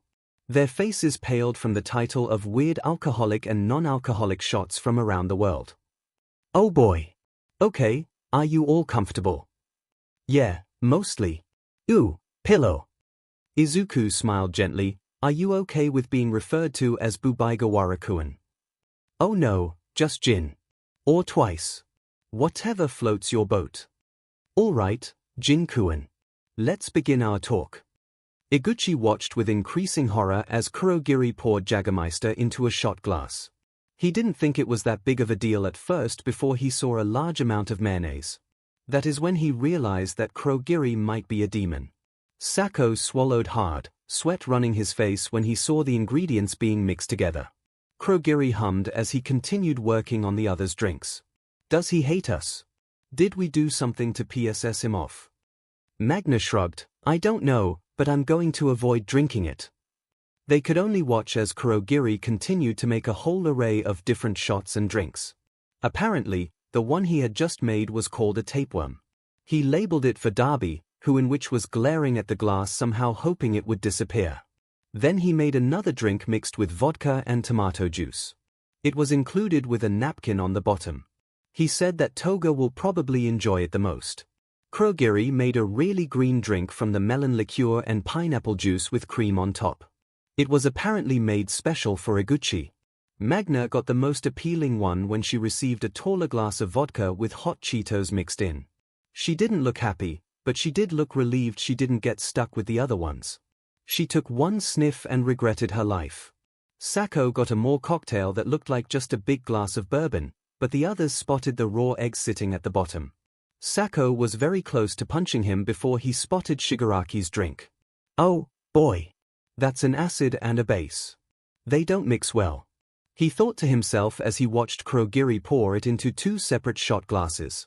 Shigaraki apparently got the worst one from the absolutely sadistic look in Kurogiri's eyes as he prepared Bailey's Irish cream and lime juice.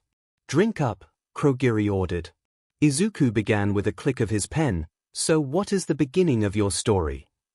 I don't really know what the beginning is. Because it was the end. I just always felt lonely growing up. I had no real family or friends, I lived alone by myself. After my parents died when I was in middle school. It didn't even feel like there was anyone left to care for me or care about whatever happened to me. My face was scary, so a lot of people tend to avoid me. Was your life all right before middle school? Izuku asked, paying attention to everything Jin was saying. Twice continued, it was fine. Absolutely terrible, you wouldn't imagine. My quirk was feared at my school because they found it creepy that I could practically make multiples of myself, almost like I was forming my own gang. They kept far away from me because of my scary face and my terrifying quirk. What happened next? I used my quirk to create multiples of myself, so I wouldn't be alone anymore. PSSSH, I was never lonely. Then, I created more that helped commit crimes, but then I got lazy. Why I have never gotten lazy in my life. I made the others do all the chores before all hell broke loose, each one of us. Me. Got tired of the way we I was treated. In 9 days, everyone fought to death, leaving only me behind. I don't even know if I am the real me anymore or just a clone. Or a unicorn. Izuku furrowed his brow. How do I convince him that he is himself and not a copy? He decided to continue the questions before he followed through with his thought. What made you become a villain? There is no place for insane guys like me. With the League, I was feeling okay with me being me. They just accepted me and made me feel comfortable. They were absolutely horrendous. Total D-heads. Twice responded with a dramatic eyebrow raise at the end. Izuku continued, I'm sure there is a place just for you someplace else. There is always a place to fit in with people just like you. I found my own place. Twice considered it. I mean, I found Toga there. I wouldn't have given up meeting her for the world. She is like a little sister that I always wanted. Magna is more like a big sister friend to me with all her worrying. We might be dysfunctional, but we are a family, nonetheless. Izuku smiled. I'm glad you found a family, even though it wasn't the most legal one. I'm happy I found it too. Not happy at all. Twice answered back. Hey, you want to know something? Izuku inquired. Yes. No. Twice exclaimed. I put those journals in your room for a purpose, Izuku stated, scribbling down a note on his clipboard. Twice raised an eyebrow, exaggeratedly, and that purpose is. Don't tell me. I want you to write in those journals about your day-to-day life and what you are feeling. It's like a thought journal that you can record your own personal mind into. Ooh, sounds fun. Twice retorted. Izuku was hopeful that the journals would help him work through some of the fear holding him back, but he wanted to get rid of the large part holding him back. Himself. He knew he had to help Jin see that he was himself and only him, not any copy. Izuku asked, so how exactly does one of your copies disappear? Twice tilted his head. When they receive enough damage they disintegrate. Mostly it's like a broken bone should do them in real fast. Really slow actually. Izuku replied, clasping his hands together. I'll be right back. Don't move. I won't. I most definitely will. Twice responded back as the door closed behind Izuku. He had an idea of how he could prove to Twice that he was actually original Jin, but he needed a little bit of help. Izuku walked out of the room to venture into the kitchen where he found mostly everyone besides 𝐒𝐿 and 𝐼𝐻𝐼 gagging on what they just drank.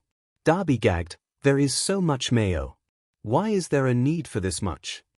And the Jägermeister wasn't even strong enough to hide the texture and fing taste of it. Blair. You try having a raw egg in your drink. It was so slimy. Sako shivered, trying to get rid of any thoughts of it. Mine wouldn't have been so bad if it weren't for the vodka, Magna and Toga said at the same time. They looked at each other and fist bumped. Shigaraki was sincerely about to grow up. His face was awfully green as he hugged trash can close to his chest. There were chunks in my mouth, there weren't chunks before, but then they just appeared out of nowhere. Blair. Iguchi shrugged, sipping on his second one. Mine isn't that bad.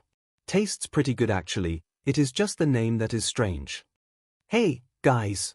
I need some help. What do you need? Iguchi asked, finishing off his green drink. I need someone to break one of Twice's bones. Done. Let's go. Darby immediately said, stumbling a little since the strong alcohol was starting to get to him. What? Why? Toga asked, very intent on not letting one of her friends be hurt. It is the only way to prove he isn't a copy of himself to him. Toga freaked out. Wait, no breaking bones. Remember the training summer camp. Darby sighed. Good times, good times. Not good for them, but good times for us. Yeah, well. Didn't one of your clones disintegrate because they got pulled too hard with that support scarf thing? Oh yeah, Darby answered back. But we don't have one of those. And I know that material is stronger than any scarf made. Since it is the special hero support thingabob that Eraserhead and his little underling just love to use. Wasn't it the one we got captured in? Damn it, Toga mumbled, sighing to herself. Let me do it at least. All right. And don't worry, I know first aid well enough to take care of small fractures and other injuries. Izuku reassured her as they walked back to the room. Good to know, Toga said, warming up to the fact that Izuku wasn't as happy to do this as she was. The others watched them go before Kurogiri held up another shot glass. Care for another round? Twice looked up to see Toga and Izuku walk in through the door. He continued to grow more confused as Toga came in behind him. Hey, he whispered to himself. Izuku took out a first aid kit from underneath his desk. He paused at a small box in one of his drawers before sighing. Izuku took out a key from the small empty box to bring with him back to the other two. Izuku looked towards her without any trace of distrust in his eyes. This key will only unlock the power of all the cuffs for a minute, giving back his quirk for a solid minute. Once I place this key into one of the holes, we have limited time. The key will no longer be usable after this. This is the only shot we have to prove to him. Are you still with me? Toga looked at him and nodded.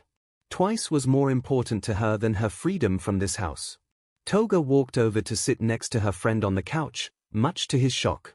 Is this turning into a joint session? No fair, I was here first. Twice complained, not really noticing how Toga grew a little more serious than how she usually is. Not exactly. Hold out your hand, Izuku said to Twice. Twice gave over his hands, only to watch Izuku fiddle with a key into one of the cuffs holes. The three watched as a visible outline of sparks appeared at the top of cuffs at the neck and traveled to bottom ones at his ankles. Okay. Toga. Wait. What's going on? FOW, little fingy didn't deserve this treatment. Oh, Twice yelled out when Toga grabbed his ring finger and broke it harshly. See. You aren't disintegrating, Izuku added, before opening up his kit. Wait. Here.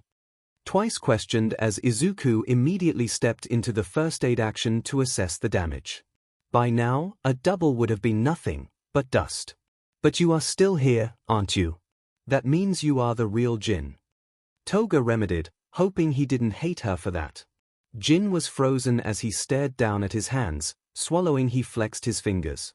Oh. Yep, that hurts. Haha. Jin sniffed while Izuku found a brace for his broken finger. He touched his face with his other hand.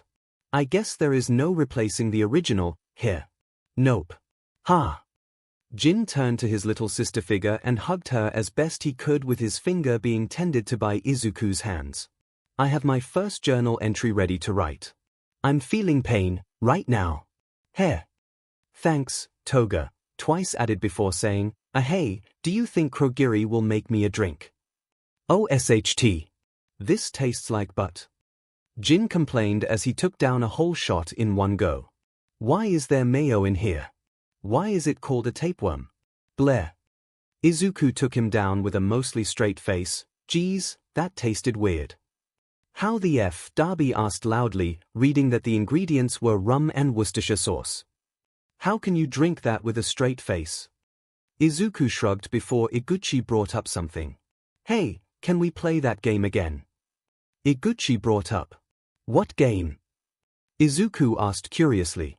Sako reminded, the one that we all played up in your room. During the whole incident thing. The one that we played a round of. Oh. That one. Oh wait, do you remember when Magna pulled a bucket of ducks and Susan, that beach? God, that was hilarious. Izuku laughed. What are you guys talking about? Shigaraki asked in boredom. He was so bored, he will play anything that Izuku has to offer. Izuku's smile grew wider with anticipation. Do you guys want to play Cards Against Humanity? Iguchi started as the card char. The class field trip was completely ruined by blank. Everyone took a look at their cards, Izuku slamming his down first. The class field trip was completely ruined by used panties. The class field trip was completely ruined by BLDKNK. The class field trip was completely ruined by being on fire. The class field trip was completely ruined by fellowship in Christ. The class field trip was completely ruined by SXLPing. The class field trip was completely ruined by these hoes. The class field trip was completely ruined by fragile masculinity. The class field trip was completely ruined by the Boy Scouts of America. Iguchi took a good long look at the cards before giving the win to Shigaraki for his Boy Scouts care. I just picture them walking up a trail, but the Boy Scouts keep appearing randomly with their popcorn. Iguchi offered, I'm guessing the BLDKNK was Toga and the fire one was Darby. Was the Fellowship Izuku's card? No, that was mine, Kurogiri claimed, raising his hand. I was the one with these hoes, Izuku added happily, making Magna fall back onto the couch in laughter just from the way he said it so cheerfully. SXL peeing was Sako, used panties were Jin and fragile masculinity was Magna. Shigaraki asked, War. What is it good for? Everyone handed their card into the pile, with Sako shrugging at his own card. War. What is it good for? Puppies. War. What is it good for? Multiple stab wounds. War. What is it good for? Dying. War. What is it good for? The screams. The terrible screams. War. What is it good for? Slaughtering innocent civilians. War. What is it good for? NPL blades. War. What is it good for? Heart of a child. War. What is it good for? Alcoholism. Shigaraki decided, I'm going to have to give it to NPL blades. It is by far the funniest to imagine. Just trying to kill someone with them. Magna claimed her card. The stab wounds were definitely Toga hands down. I know alcoholism is Kurogiri from the look in his eyes when I said it, Shigaraki said as he waited for the next question to lay down his cards. I did the puppies one. Jin exclaimed cheerfully. Magna cleared her throat before laughing at the next card, what's there a ton of in heaven? Jin laughed hysterically as he placed his down on the table, everyone following behind him. What's there a ton of in heaven? Ghosts. What's there a ton of in heaven? Vigorous jazz hands. What's there a ton of in heaven? The Holy Bible. What's there a ton of in heaven? Hobos. What's there a ton of in heaven? Glory holes.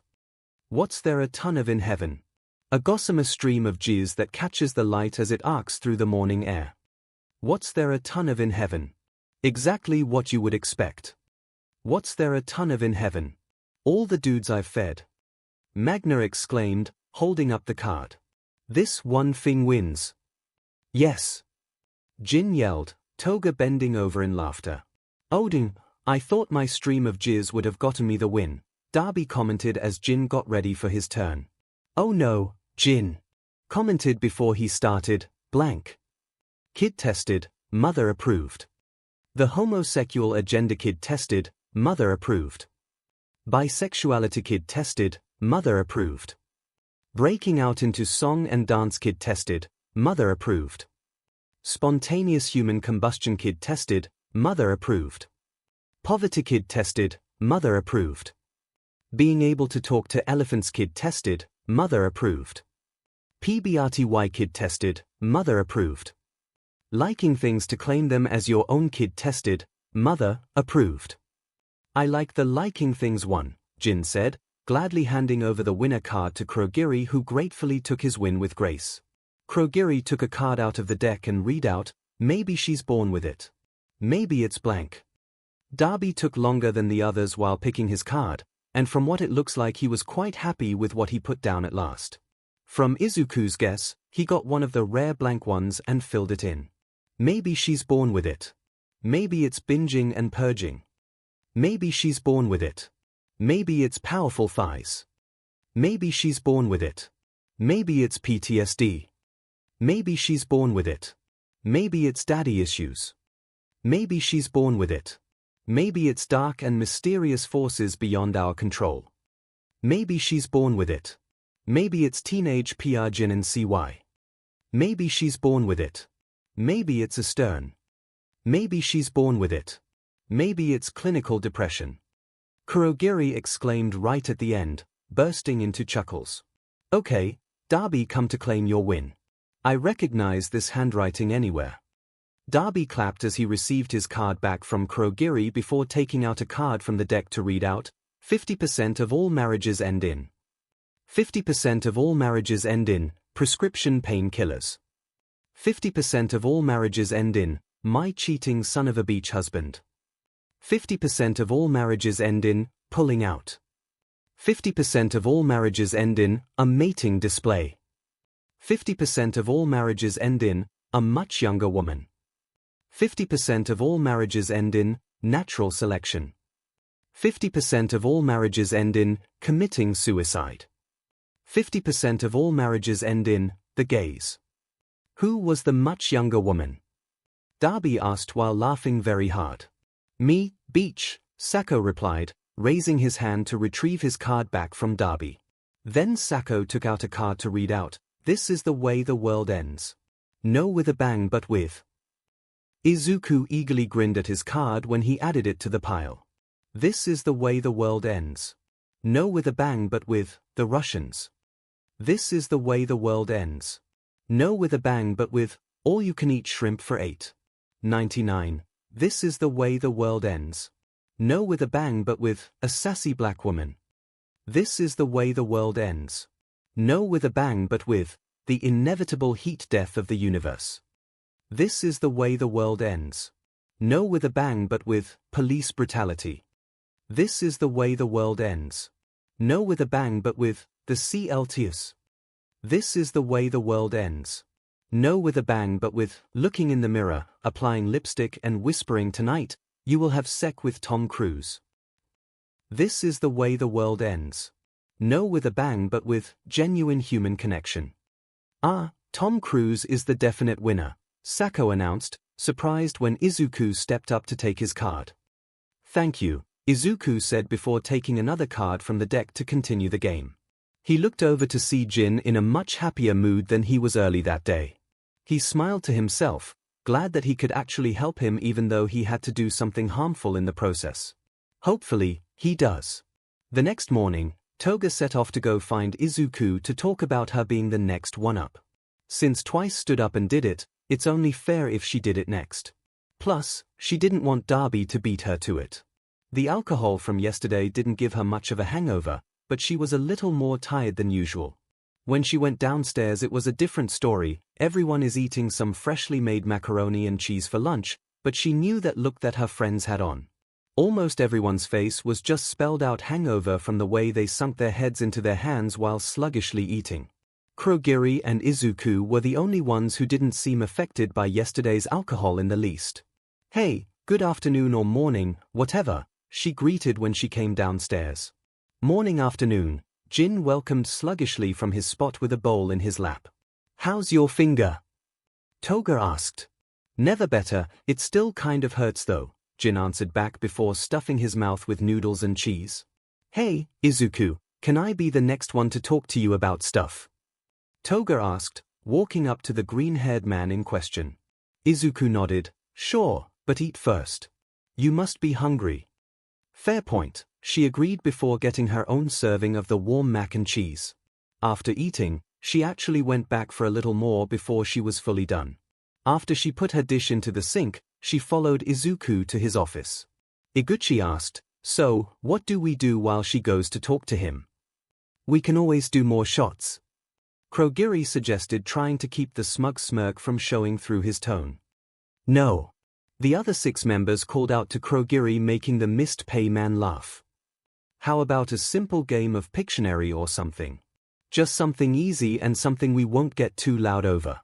I don't want to aggravate this headache. Magna offered. The other nodded while Soto just shook his head into his hands. He knew that their headaches will act up as soon as they start playing. There is no non-competitive game with this group at all. Himiko relaxed into the back cushions of the sofa facing Izuku's own seat. She laid her arms beside herself as she got really cozy into the couch. Izuku smiled. So, Toga Himiko, what are you comfortable with me calling you by? Himiko is cuter, go with that. Toga suggested her first name. Izuku nodded, clicking his pen. Okay, Himiko, let's begin the talk. What are you doing? I have no idea what that is supposed to be.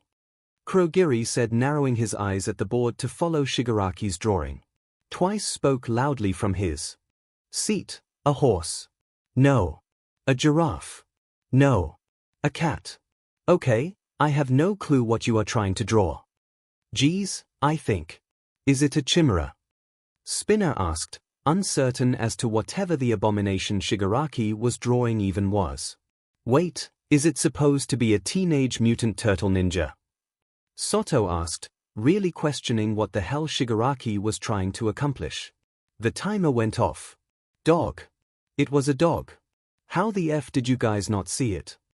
Shigaraki complained, gesturing towards the details that he thought was obvious.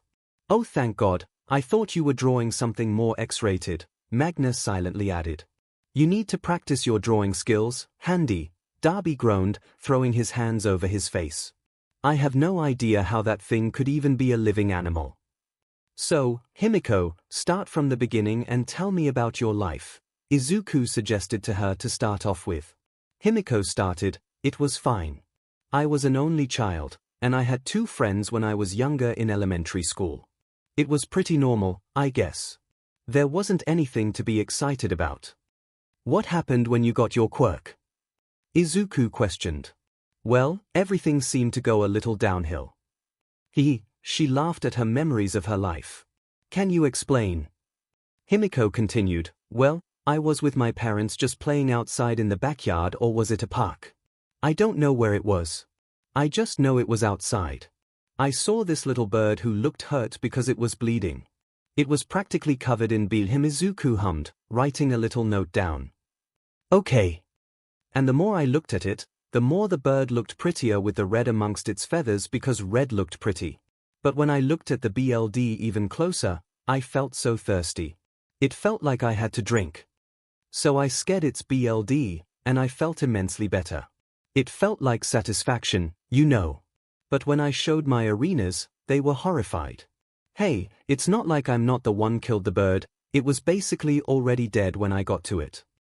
Himiko replied. I understand, go on. I started to see a quirk counselor or whatever you call it by my parents' command. But all they did was force me to try to be normal, fitting into a society that I have to lie instead of being myself. They kept talking about pretty much changing my entire life. They said I should probably keep quiet about my villainous BLD quirk or else I would have no friends. Himiko explained, narrowing her eyes in a pout. And? Izuku asked, wanting her to continue with her story.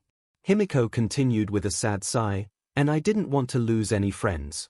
I kept trying to fit into society everyone wanted me to be in, so I lied about what my quirk could actually do and stuff. Until one day I had enough. In middle school, I attacked a boy who kept bullying me and harassing me in the halls. That day, I ran away from home and started living on the streets. There I met Darby, got into the Stain Ideal, and became part of the LOV. And that's how I got here. You never should have deserved that kind of treatment. Being forced to be something you aren't isn't the way to fix any problem. And when you don't want to be their puppet, they treat you like dirt, Izuku said. I have been treated that way too. Once others found out about my lack of a quirk, I was seen as less than dirt. Himiko sighed, yeah, that must have been tough. Do you still have your family? Izuku smiled gently, just my mother. I miss her. I haven't seen her much since I had started my apprenticeship with Nezu, but after this, I will go to spend more time with her. I'm glad you still have a supportive family. Even if I didn't go into crime or anything like that, I don't think I would be welcomed back into my family just because they are scared of what I might do. Jin has been the closest I have had to family in a long time. Jin is like an older brother to me and Magna is like my big sister. It kind of felt like I had a family made from all these people, and I don't want to let go of that. Himiko smiled cheerfully and in return, Izuku gave her a smile as well. And you won't. I can see, even if you fight sometimes, you guys are like one big family. Izuku added. Made of people who can only be villains. Himiko retorted, earning a shake of a head from Izuku. So not true. Izuku argued, each of your quirks can be used for something that isn't evil. Like your BLD quirk could be used to gather information. You would be a perfect underground spy that people need as an ally. You could transform into others to gather intel about actual bad stuff going on and report it in to save many people. You don't even realize how awesome your quirk is. Himiko smiled. Oh, really? Well, aren't you a charmer? Yes, really. I mean every word I say. And may I just say, I don't think you need to change anything about yourself. I think your personality is quirky and fun. You can be very protective over the ones you love and you have a great sense of humor. There is no reason to hide any of that. Izuku explained, putting down his clipboard. Thanks for saying that. Means a lot. Himiko smiled genuinely at him. You know, you might just be the first friend I made outside of the league. And, just so you know this is a compliment, you look like you have nice tasting beauty. Izuku shrugs. I can give you some when you all get out of here officially.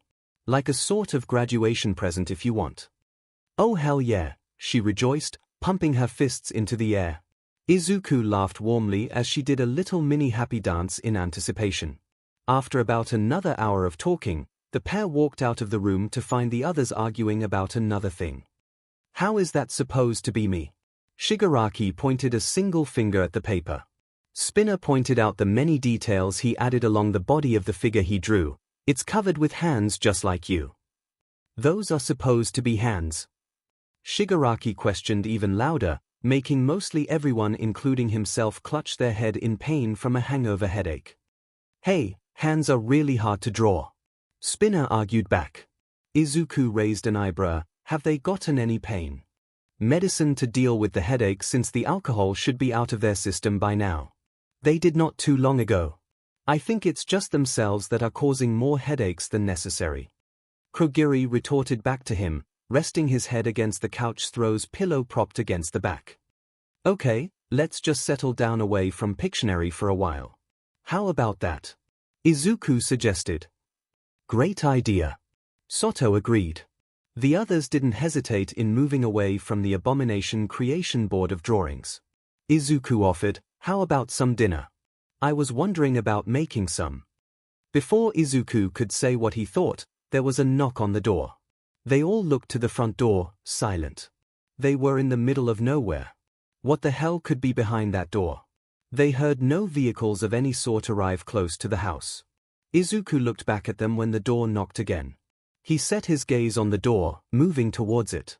He turned back to the others before opening the door wide to see who exactly was the stranger knocking at their door. Mom! Izuku shouted out, drawing curious attention from the villains. Izuku! 𝐒𝐭 replied, bringing her son into a hug before gasping. Are you alright? Is everyone alright? Is everything going okay with the program and all? I brought some pizza from downtown if you guys were hungry. It might have gotten cold from the ride here, but nothing a good oven can't fix. She pulled her arms away from the hug to look him over. Wait, Mom. How did you get here? Izuku questioned, looking past her through the door to see nothing. Oh, Hawks gave me a ride here. He was such a nice gentleman. 𝐒𝐭 answered, chuckling, and it was simultaneously fun and horrifying being up in the air like that. That red-winged, chicken-eating beach, Darby commented, making sure to keep his voice at a whisper. Why are you here? Izuku asked, his eyes filling with happy tears as he kept his arms around his mother's shoulder, afraid she would disappear before his eyes like a hallucination. I just wanted to visit. Don't worry, I got permission to stay for at least a day or two before Hawks comes back. 𝐒𝐭 replied. I just wanted to see my son since you haven't visited me in a long time. I thought I should just come to you and see how everything is going for myself. Izuku hugged his mom hard as she laughed cheerfully. Izuku mumbled ito her shoulder happily, I can't believe you are here. I'm here. She whispered, stroking his hair with a smile.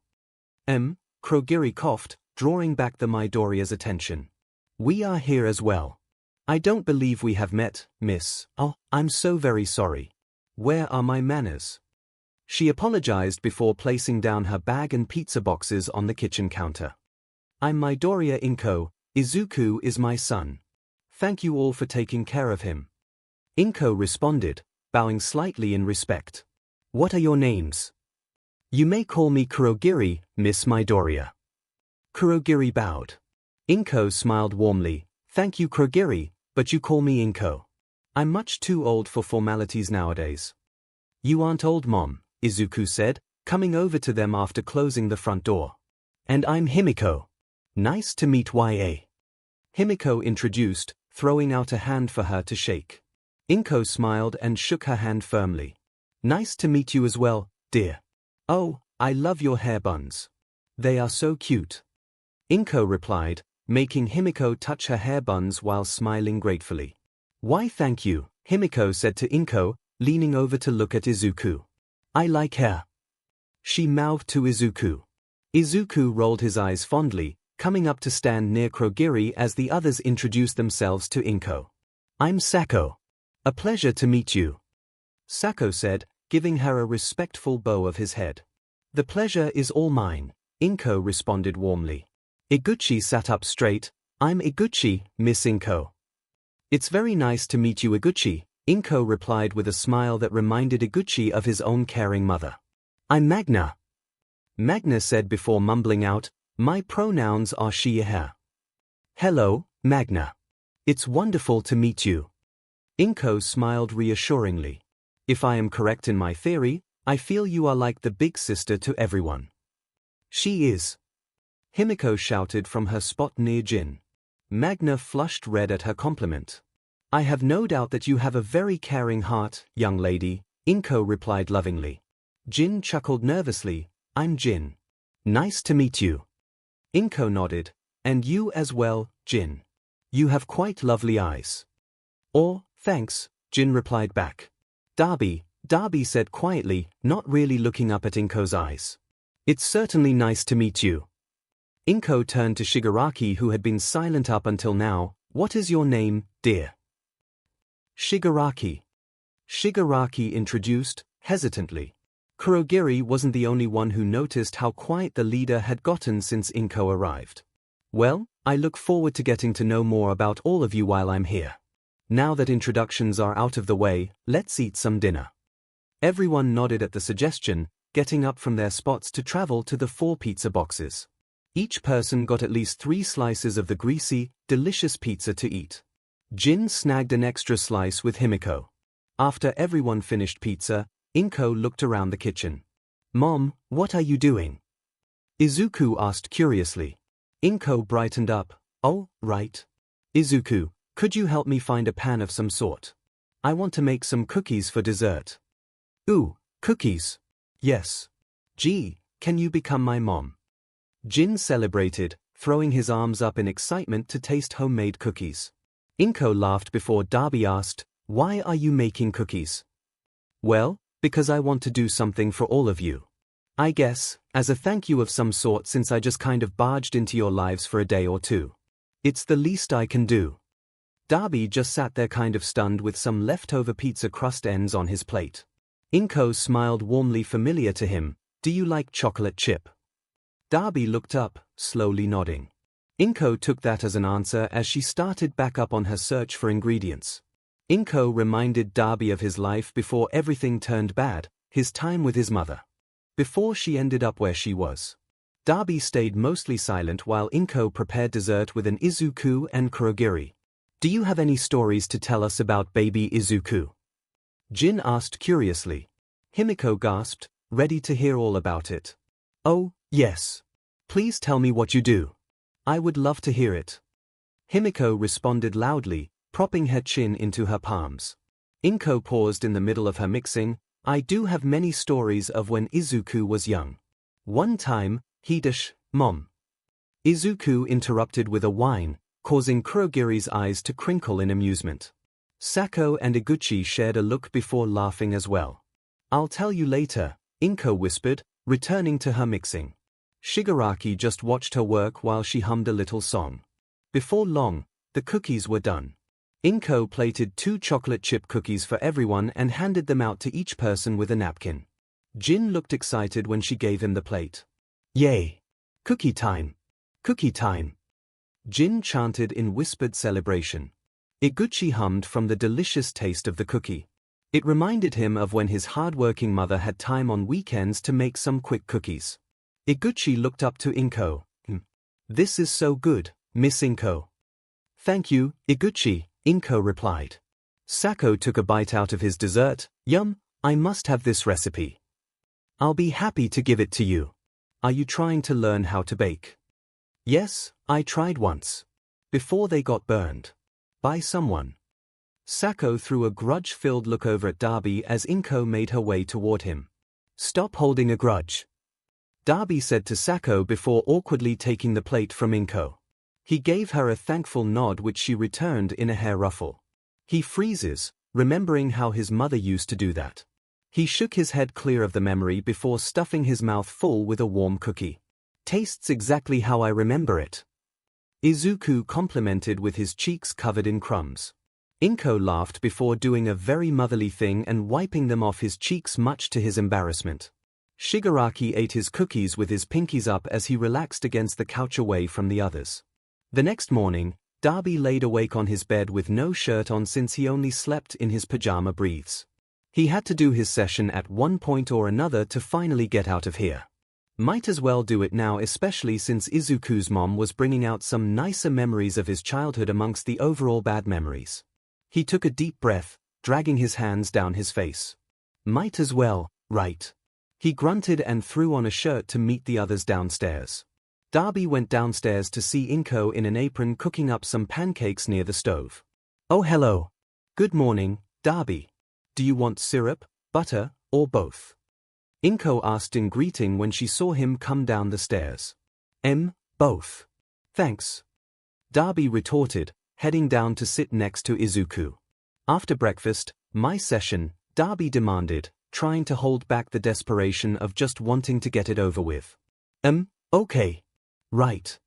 Izuku responded as 𝐒𝐭 came over with both of their pancakes. "Thank you, 𝐒𝐿. Eat up, boys," 𝐒𝐭 added before making her way back to make some small pancakes from the leftover batter. Shigaraki is silent as he eats the pancake slowly, very quiet. Dabi knows that something is off since he is unusually quiet, but he shrugs it off to scarf down his pancakes. Dabi waited until Izuku finished his plate before heading over to the room. "You coming?" "Why, yes. Wait a moment, I'll be right there," Izuku answered back. "I'm going to talk with Dabi now, I guess." They watched as Izuku walked fast to where Dabi was waiting impatiently at the door. "Okay, do you want to hear the story about me meeting my best friend by saving her from a creep then beating her in a drinking competition?" 𝐒𝐭 asked the others with her hands on her hips. Safe to say, the others were fully distracted with her storytelling while the others were talking away in the other room. "So, you are comfortable with Dabi?" "Dabi?" Izuku asked, peeking over his notebook to look at Dabi, who looked awfully awkward in the chair. Dabi shifted to glare at him. Dabi. Can we just get started before I change my mind?" Izuku nodded. "Yes, of course. Let's start the session." "So, I was at the bar because I literally had no assignments left to do for homework. So I had time to just loosen up and relax from the stressful days of college." 𝐒𝐭 started off, brushing down her skirt absent-mindedly as she talked. "Thank God I never went to college," Himiko sighed. 𝐒𝐭 smiled. "So, I was just drinking a Bloody Mary to start off with for the night near the end of the bar table. I didn't want to go too hard too fast. That is a rookie mistake." 𝐒𝐭 said, "That will get you drunk fast. I'd rather spend my time working my way up the weakest alcohol to the more heavy hitters." "Understandable," 𝐒𝐭 hummed. "Then I just saw out of the corner of my eye this very loud blonde woman talking to this man. I thought nothing of it until I spotted him putting something into her martini glass when she looked away. That poor excuse of a human." Magna reprimanded at the man from 𝐒𝐭's story. "I know, right? So at this point, I'm not even buzzed, so I march right over to him." 𝐒𝐭 continued. "Right on over?" Jin questioned loudly. "Yep. I looked at the guy right in the eye." 𝐒𝐭 paused for effect. "And slapped him across the face." "Ooh, snap," Iguchi commented. Then by this point, the blonde woman looked over to see what was going on. And then very loudly, I exposed what he was trying to do to her when she wasn't looking. Safe to say, I didn't need to say anything more. She immediately started yelling as loud as she could. The security guard came over and squared him away when we told him what had happened. "What happened next?" Magna asked, resting her chin in her palm as she listened intently. "Then the woman and I started talking and we introduced ourselves. That's how I met Mitsuki, one of my best friends," 𝐒𝐭 said before she smirked. Then she suggested we have a friendly competition of seeing how much we can drink. That is one strange way of getting to know someone, 𝐒𝐭𝐻𝐲 stated, leaning further into the couch cushions. Hey, it worked for us. So, we started with some light stuff before we got into stuff like vodka. Long story short, I actually ended up winning. She laughed out of shock because she didn't think I would win. Why? Himiko asked, furrowing her brows in confusion. 𝐒𝐭𝐻𝐲 laughed. Let's just say, I don't really seem like the type until you see it with your own eyes. Like Izuku. Jin interjected. We were so surprised, but he did say that he got it from his mother's side. 𝐒𝐿 giggled cheerfully. He sure didn't get it from the other side of the family. Shigaraki silently listened as 𝐒𝐿 gestured with her hands about her impromptu adventures with Mitsuki from their later college years to now. He hid his grin when she told them about how Izuku was such an excitable kid. He would headbang when I put one specific video on him from the internet. Like seriously go hard with it. It was like he was into metal rock, hard headbanging. It was like he was possessed from a headbanging demon. 𝐿 told the others, gesturing wildly with her head, about how legitimately hard he would headbang. Shigaraki hid his laugh from the others as they burst out with laughter. It was strange, but the storytelling reminded him of a time he never had in his childhood. Like an actual happy family. Izuku's mother reminded him of his own. Before she. I shouldn't think about it anymore, Shigaraki thought to himself. He clenched his fists, trying to steer those painful memories away from him. So, when did everything start for you? Izuku asked. Darby sighed before answering, have you heard of quirk marriages? SHT, Izuku thought as he frowned. Unfortunately, yes I have. That means. Darby nodded. My dad made my mom, forced her to have child after child until he found a perfect quirk. He controlled fire and she controlled ice. I was the eldest of 4 children. When I got my quirk, my father started training me because I had the strongest form of his flames at ease of my hand. Blue flames are pretty much the hottest flames. Even he couldn't control that much power for a long period of time. But the downside was that I had a weak body. I inherited my father's eyes, his hair, and the strongest version of his quirk, but I gained my mother's weak skin that couldn't handle the heat of my own quirk. Darby continued. Even so, he kept pushing me every day in training to make me stronger. No matter how long it was or how hard I begged him to stop, he wouldn't let me quit. While he was training me, he was making my mom have more children to find his perfect masterpiece. He doesn't even consider us children, just creations for him to neglect when their quirk isn't strong enough, and abuse under the disguise of training our quirks. Our. Darby bit back a bitter laugh. Yep. After my brother and sister, my mother had another child since my sperm donor still wanted his masterpiece. I knew from the moment I saw his hair that it was a done deal. My youngest brother showed his quirk, and my father began neglecting me in favor of training my youngest brother. The same age as me when he began his torment. We were only Fing 4. I tried to protect him each time our father would do something. I was the one to take care of his wounds afterwards since our father wouldn't allow our other siblings to come near him. I wasn't even allowed near him, but I made sure to see if he was okay after each session he was forced into. Darby took a break to bite back the tears forming. An incident happened when our mother burned my youngest brother's face with boiling water. I came in when I heard him screaming, only to find him on the floor curled up. I made my mother go into a panic attack since I looked so much like her abuser, our father. That's the reason she burned my brother's face. It's because his other side of his face looked identical to our sperm donor. The tears were actually falling down his face now. After that, our mother was admitted into a mental hospital. I finally stood up to our father when he tried to put my brother through training again, even though he just got out of the hospital. Darby paused, wiping his tears away angrily. My body couldn't handle my heat as well as my father's as we both fought each other. He kept calling me a failure since my quirk was so strong, but my body wasn't up to the standards to take the heat. I woke up in a hospital room. My siblings weren't there since my father kept them away from me. My skin was on fire from the burns. The burns healed into scars that actually made it easier to deal with my quirk.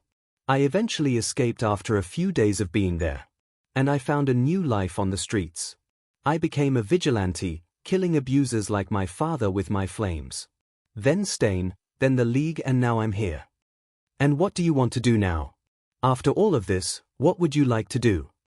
Visit my mom, if she isn't scared of me. Check on my family from far away. Izuku groaned before getting straight to the point. What is the name? I can file a report against him. Hey. Your father. A man like that shouldn't be allowed to just roam around. Darby laughed bitterly. It wouldn't help. Izuku took a deep breath. Tell me. Trust me, I can help. Darby looked at Izuku. My name is Todoroki Tuya, son of Todoroki Enji. My father is Endeavor. Izuku nodded without a flinch as he went to his desk to retrieve a few files from one of his drawers hidden behind a lock. The reports seemed brand new, and Tuya couldn't help but raise his eyebrow at the tag of Izuku's mother's name on each one. What are you doing? Tuya asked. Izuku came right back over to Tuya to show him the reports. Here. See for yourself, Tuya. Tuya looked up at him before grabbing the first report. He opened it up only for his eyes to widen as he saw a picture of his sister in the corner of the paper. What is this? Tuya questioned. Izuku smiled. Continue reading. Tuya looked down at the report, reading through a paragraph on his sister's point of view of when she was growing up. It included many examples of Endeavor's neglect of her and her younger brother Natsuo. She detailed how she would be isolated from her brothers, especially her oldest and youngest, because of their too harsh training schedule.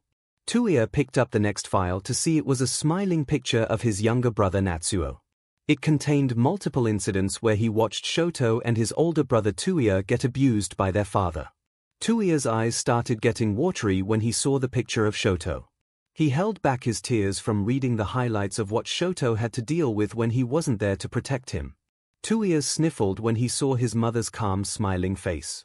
He didn't even need to read hers that much to know it was from her point of view throughout the entire marriage. Finally, Tuya looks up to see a smiling Izuku with tears in his eyes. Shoto told me about it all, Tuya. Trust me when I say don't worry. Why? Tuya questioned, wondering what was going on. Izuku cheerfully laughed. You know the real reason I was surprised to see my mother. Because you haven't seen her in a long time. Tuya suggested. Yes, but also another reason. My mother is a lawyer. Izuku replied. Tuya's eyes widened, his hands shaking as they went to cover his mouth in shock. Izuku smiled bigger. While I dealt with you guys, she took Endeavor to court and defended your family. When everyone went to sleep, she told me the good news. Tuya started crying again as Izuku leaned forward to give him a warm hug. He isn't going to harm anyone anymore. He was found guilty. You and your family is safe now. Izuku whispered. Tuya returned the bear hug with strength as he laughed through the tears. They were safe. Izuku and Tuya walked out of the room to hear peals of laughter from the living room. Tuya watched as Izuku furrowed his brow in confusion before his face lit up with recognition. Mom, don't show them my baby pictures. Izuku pouted, running up to them. Too late. Jin grinned sadistically as he held up a photo of Izuku with a Onissi on. Izuku let out a short yelp at the picture before making grabby hands at him. But Izuku couldn't reach Jin once he stood up. You look so adorable. Look at your little pudgy cheeks. Himiko complimented, waving the picture at Tuya, who chuckled at the photograph. Oh, how cute. Tuya remarked, throwing a smirk at Izuku. Izuku retaliated by throwing his fists against Tuya's chest, which he didn't seem to mind in the slightest. You are like a little angry kitten. Nu, stop it. Izuku slightly complained with a pout. Kurogiri called from the kitchen. Firstly, lunch is done. Inko provided a lovely casserole that has been cooking since she began the stories about young Izuku. Secondly, Izuku, is it true you hardcore headbanged like a demon when she put in one specific video? And if so, which video? You know, for research purposes. Iguchi asked with a light-hearted smirk. Everyone laughed as Izuku pouted once again. Unfortunately, Inko couldn't stay any longer with them. It was fun while it lasted, but she had to go home since she had already stayed for 2 days with them. The night came after the day she embarrassed her son with baby pictures. She furthered the embarrassment by promising to show them the huge amount of photo albums she had when they all eventually got out. 𝐒𝐭𝐻𝐲 claimed the first hug. 𝐒𝐭𝐻𝐲 stated after he released 𝐒𝐭𝐻𝐲 from his arms, "You must tell me all of the drinking stories you have. I'm very interested." "I will. And I can even throw in some recipes of the concoctions I have made through my years." 𝐒𝐭𝐻𝐲 responded. "Yes, please," 𝐒𝐭𝐻𝐲 replied, making 𝐒𝐿 laugh cheerfully. 𝐔𝐬 gave her a warm welcoming hug. "You have been a delight to talk to these past 2 days." 𝐔𝐬 complimented. "And you as well, 𝐔𝐬." 𝐒𝐭𝐻𝐲 retorted. 𝐒𝐬𝐿 gave his own hug after 𝐔𝐬's. 𝐒𝐿 chuckled, "You remind me of my own mother. I miss her dearly." "You will get to see her again," 𝐒𝐿 promised. Magna wrapped her big arms around the smaller woman. "I'm going to miss our little talks," Magna complained with a pout after she let go. "Don't you worry about it, Missy. We will have plenty of time to talk again. I promise." 𝐒𝐿 added. Himiko excitedly wrapped her arms around 𝐒𝐿. Himiko pouted, "I'm going to miss you. And your stories. And your baby pictures of Izuku." Jin joined into her hug as well, making it a double hug attack. "Me too," Jin exclaimed. 𝐒𝐿 smiled while laughing at both of their antics. "Don't worry. I will see you again sooner than you think." 𝐒𝐿 was the next on the list to go. He gave a big bear hug to 𝐒𝐿 much to her surprise. "Thank you," 𝐒𝐿 added. 𝐒𝐿 just pets his head while he held on to her. "I'm glad I could help. Your family is waiting for you on the other side, 𝐒𝐿." The second to last one to hug her was surprising, Shigaraki. The childish villain had been silent ever since she came here, but his hug had been the longest. Izuku's gaze softened when he saw just how much Shigaraki's emotions were hidden in that hug. He could tell from the way that he seemed afraid to unclench his fists when his arms wrapped around her to her back. Izuku, of course, claimed the last hug from his mother. He held on tightly to her, trying not to cry. Izuku sniffled, "I promise after this. I will visit more often and get to spend more time with you. I swear." "I know." 𝐒𝐿 sniffed, rubbing the top of his back reassuringly. "I love you," Izuku said, smiling. 𝐒𝐿 replied with a bright smile. "I love you too, Izuku." With a kiss to his forehead, 𝐒𝐿 traveled out of the doorway to meet up with Hawks, who was standing at the edge of the forest line. Everyone crowded outside just outside the door play to wave goodbye. 𝐒𝐿 shot a look over to Hawks after waving to 𝐒𝐿. Hawks stiffened up with reddening cheeks as he flew off with 𝐒𝐿 in his arms. "Oh, he is definitely getting a piece of my mind when I get out of here," 𝐒𝐿 thought to himself as he watched Hawks' red wings soar into the fresh sunset. And so, 9 people stood outside a house in the middle of nowhere to watch the sunset fade into the skyline. They surveyed in silence before a raspy voice finally spoke for what seemed like the first time in days. "I'll do it." "What?" Izuku turned over to look at Shigaraki. Shigaraki sighed, "I'll do the talking thing, all right." Everyone looked over with surprised faces, their eyes showing the most amount of confusion. He seemed the most against this. When did he finally soften up to the idea? Then again, they shouldn't be surprised. "Okay, when do you want to do it?" Izuku asked curiously. He shrugged, "Now." Izuku tilted his head, turning to the door. "Okay, let's go back inside and talk into the room." "No," Shigaraki said louder. Izuku raised a brow in confusion. "Heh." Shigaraki sighed, "I have spent too much time thinking this over. I just want to get it off my chest, and I don't want it to be in that room. Let's just do it right here, right outside." 𝐒𝐿 came up to him and asked, "Do you want us to head back inside?" Shigaraki shook his head. "No, you might as well stay to watch the train wreck." The others fell silent as Izuku guided everyone to sit down. Shigaraki sat across from Izuku in the patchy grass. The only form of light was the stars in the upcoming night sky. "So, Shigaraki Tomura, are you okay with Shigaraki-kun?" Izuku looked at the other's red eyes. "No." Izuku questioned, "Then what should I call you?" "Shimura Tenko. Use it, it's my real name." Tenko stated, glad to reclaim his old name. The 7 members of the old League of Villains watched their former leader in respectful silence. Okay. Izuku looked around to the others before looking back at Shigaraki's calm red eyes. Let's start.